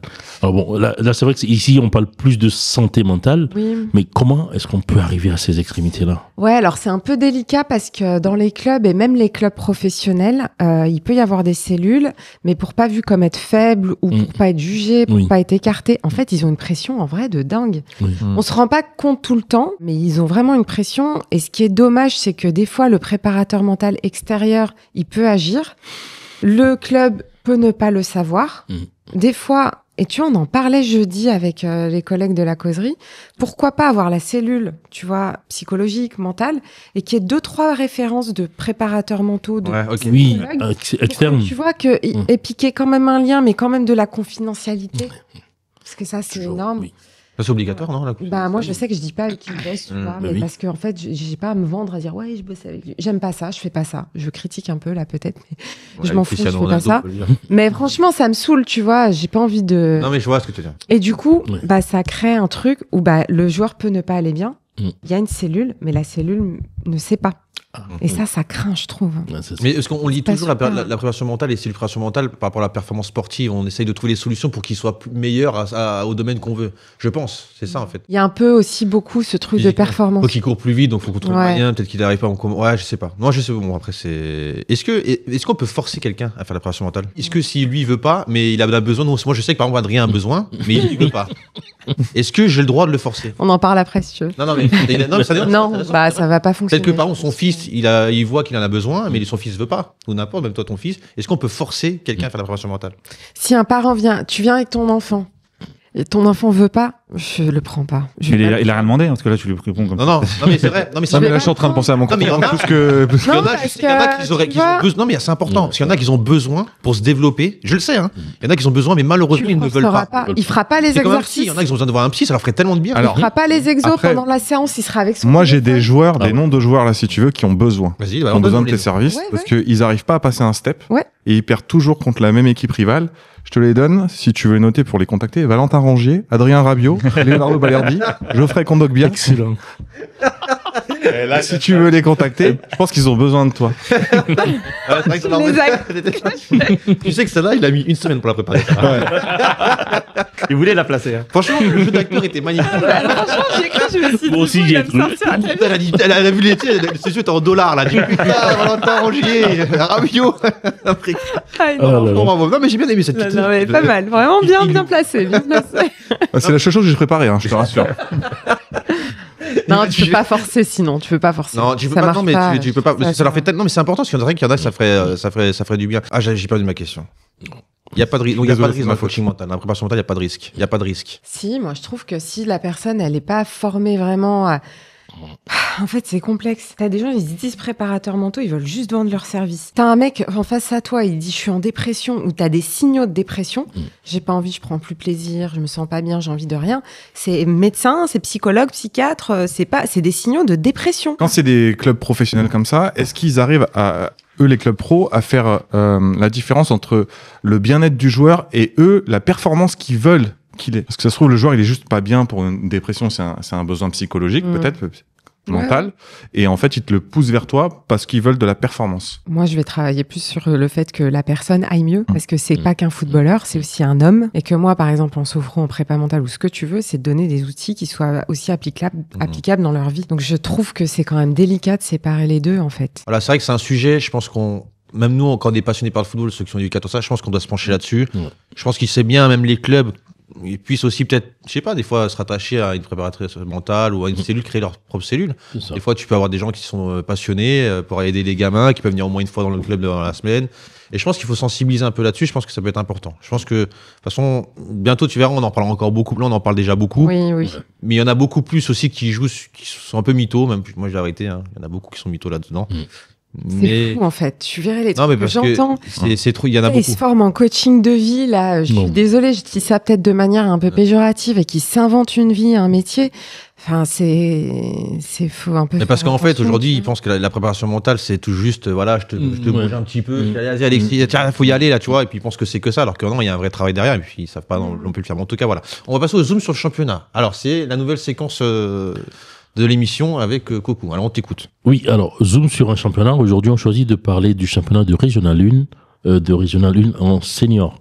Depuis 3 ans, donc il y a une pondération qui est faite pour pouvoir rentrer dans la réforme des championnats nationaux. On est passé à 3 groupes en National 2. D'accord, ouais. Donc l'idée est de passer à 8 groupes en National 3. Donc aujourd'hui, il y en a 10.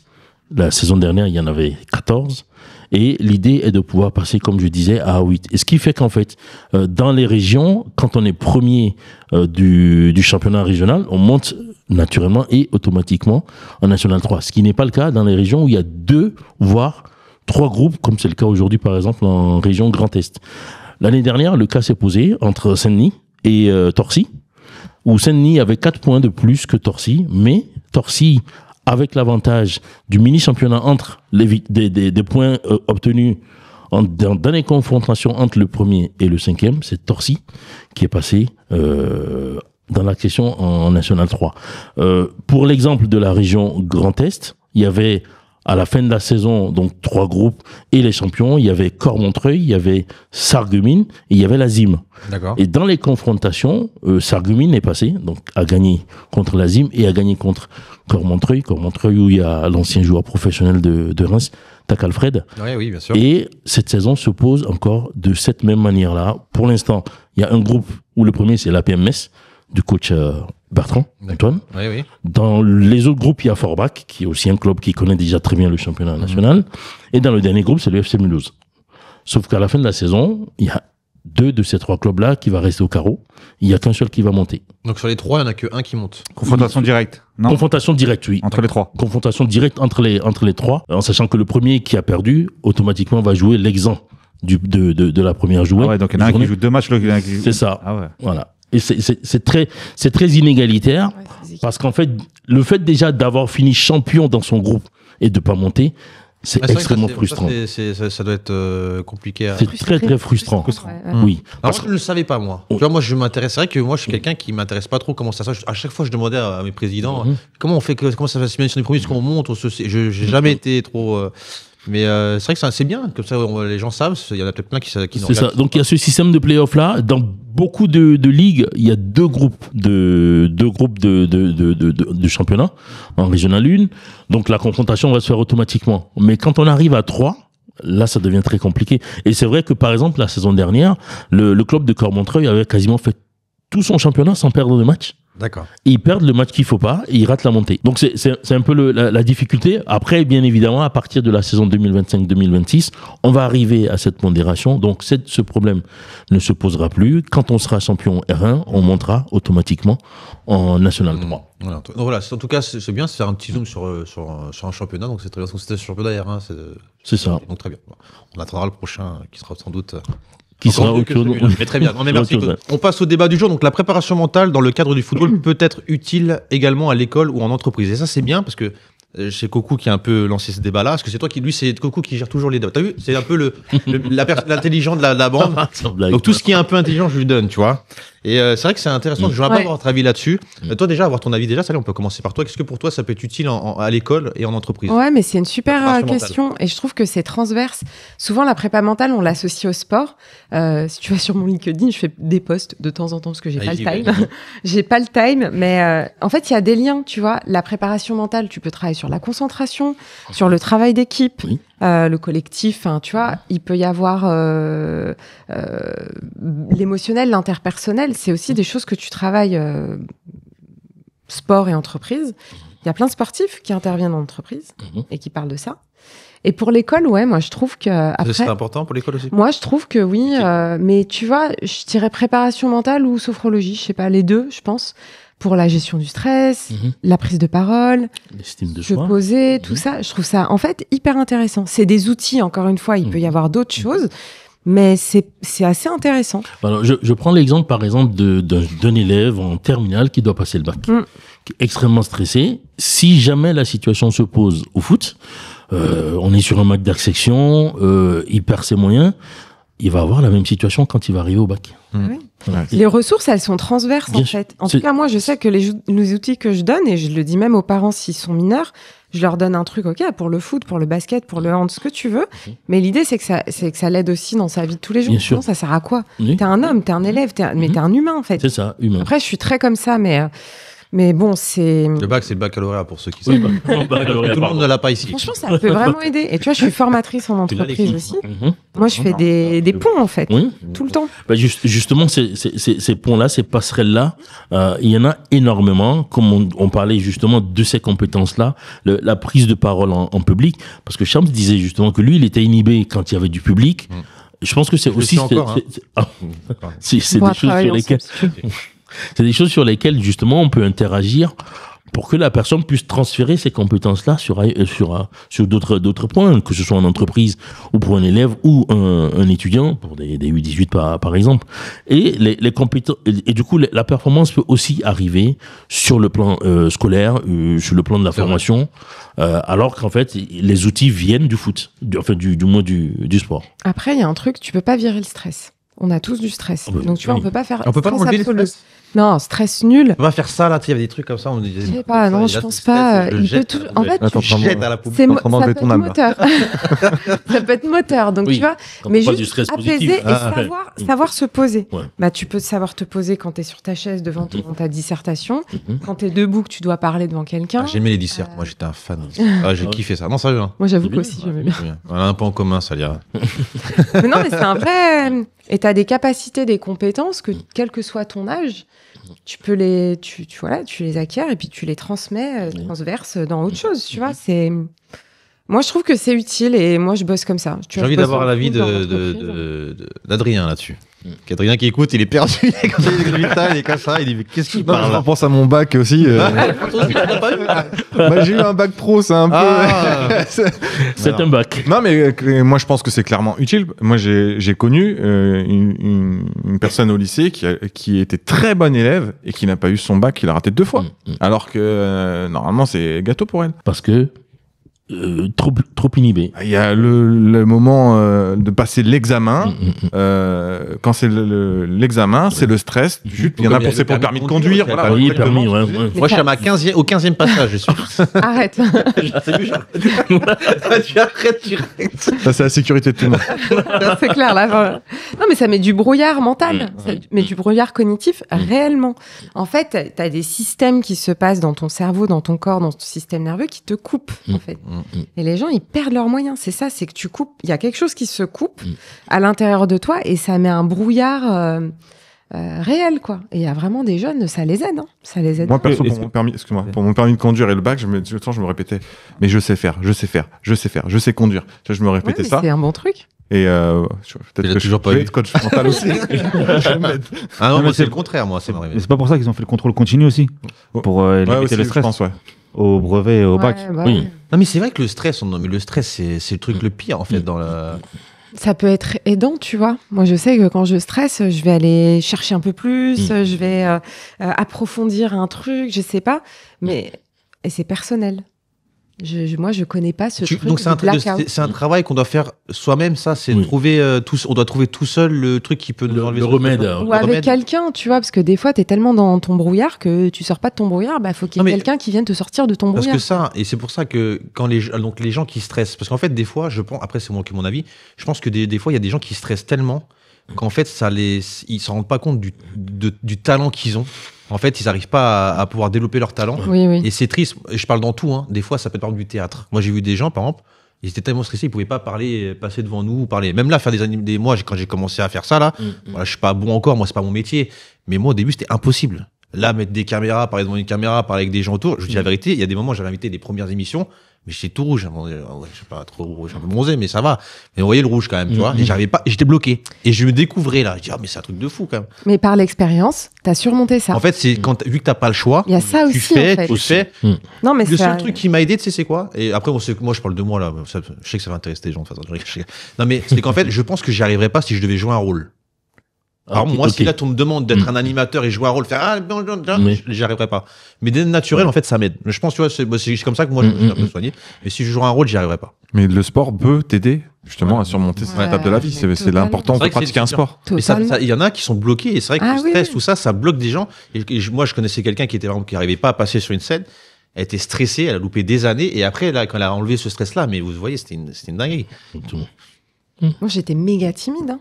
Faire ça là, tu pouvais pas. Ah ouais, c'était hyper compliqué. Ah mais c'est qu'en fait il y a tout, il y a plein de facteurs et il y en a, il y a chacun une vie différente et c'est vrai que non mais c'est voilà. Après tant mieux. Mais c'est vrai à donner votre avis en commentaire. Mais c'est vrai que après le lier, voilà l'école et tout, comment on peut mettre ça en place, tout ça, on va pas à l'école. Ouais, de toute façon on peut pas tout faire aussi dans la vie, mais c'est vrai que de toute façon c'est lié quoi qu'il arrive. Ouais. On part sur le petit jeu de fin. J'ai fait un petit jeu de fin, donc ça s'appelle À vous de marquer. Alors là, ça m'intéresse. Alors vous avez exactement 3 minutes. Vous allez tenter de retrouver le classement des 10 clubs les plus titrés de Ligue 1. Donc chacun votre tour, comme ça, vous allez me sortir un club et vous avez 3 minutes pour remplir le classement des 10. On commence avec qui? On commence avec honneur aux femmes. Allez, vas-y. D'accord, on tourne. Aiguille d'une montre. D'accord, donc 3 minutes. Ligue 1. Depuis les plus titrés de Ligue 1. De toujours. Ligue 1, on parle de la Ligue 1, du championnat. D'accord. Donc si en moins de 3 minutes vous n'avez pas trouvé, vous avez perdu. Donc, toujours, hein. De toujours. Voilà, d'accord. Parce que je vais dire des trucs surprenants. Est-ce que vous êtes prêts? On commence avec toi, après c'est Alexis, après Adrien. Moi, je ne joue pas parce que, bien entendu, je le connais par cœur, vu que je suis un passionné de football. Alors, on y va. C'est parti. On y va, c'est parti. ASSE, Saint-Etienne. Saint-Etienne, deuxième, c'est bon. Lyon. Lyon, 6e. C'est bon. Et Paris Saint-Germain. Bien joué, PSG, premier. Marseille. Avec 12. Marseille, 3e. La JOCR. Non. Bordeaux. Bordeaux, 7e. Ouais. Avec 6 championnats. Lille. Bien joué, 9. T'as regardé ma feuille? 9. Avec 4. Montpellier. Montpellier, non. Sochaux. Sochaux. Eh ben non. Ah, punaise. Eh non. Reims. Oui, le 8e, avec 6. Alors là, il en manque. Normalement, elle a perdu, elle peut plus jouer, c'est. Ah si. Ah bon? C'est pas comme ça? Non, il n'y a pas sur l'équipe TV, là. Faut éliminer, sinon c'est pas Non, bah marrant. non. Ouais. Je fais les vieux clubs, tu vois, je me dis, vu que c'est depuis toujours Alors, la Ligue 1. ensuite, Il en reste combien? il en reste 2. Quelle Le place? 4e et le 5e. Attends, vas-y, ça. Donc là, vous avez trouvé Adrien. PSG, Saint-Etienne, Moi j'ai. Adrien Marseille. Moi j'ai. Alors, Monaco. Monaco. Ouais, j'allais 4e. dire là. Mais c'est pas lui. Et il en reste le dernier, les gars. Si vous ne Strasbourg. trouvez pas celui-là. Strasbourg. Non. Hein? Je peux? Ouais. Historique. Nantes. Ah oui, bah, Ah, ouais, non. Ah ouais. le classement. Parfait. T'as 1 minute 19, vous avez mis les gars. Bravo. Non, bah non, Nantes quand même, les gars. C'est Moi, je note que j'ai Par trouvé le contre, deuxième. Hein. Et c'est vrai que moi, je pensais en plus que Reims avait été plus titré que Nantes, moi. Je pensais, mais non. Mais de loin, parce que Nantes en a 8 et ouais, Reims en a 6. Donc voilà. En tout cas, merci à tous. C'était un petit jeu. J'ai peut-être pas un super C'était bien. jeu, mais Non, c'était bien. on n'a peut-être pas les moyens. Mais en tout cas, merci de nous avoir regardé. Merci Salia d'avoir participé à l'émission. Merci beaucoup. En tout cas, t'es bienvenue. Hein, Ouais, mais merci beaucoup. Ça me fait très Merci plaisir beaucoup. d'avoir partagé ce moment avec Après, vous. voilà, Super. on essaie. Bon, en fait, c'est un sujet, voilà, qui est très complexe. Voilà, peut-être qu'on essaiera de faire des choses peut-être avec des gamins. On pourrait ramener des enfants, peut-être te poser des questions. Ouais. On peut faire ça. Totalement. J'ai le matériel. On a fait ça. Ouais. J'ai même des mecs qui pourront prendre les caméras. Ouais. J'ai les techniciens qui sont là.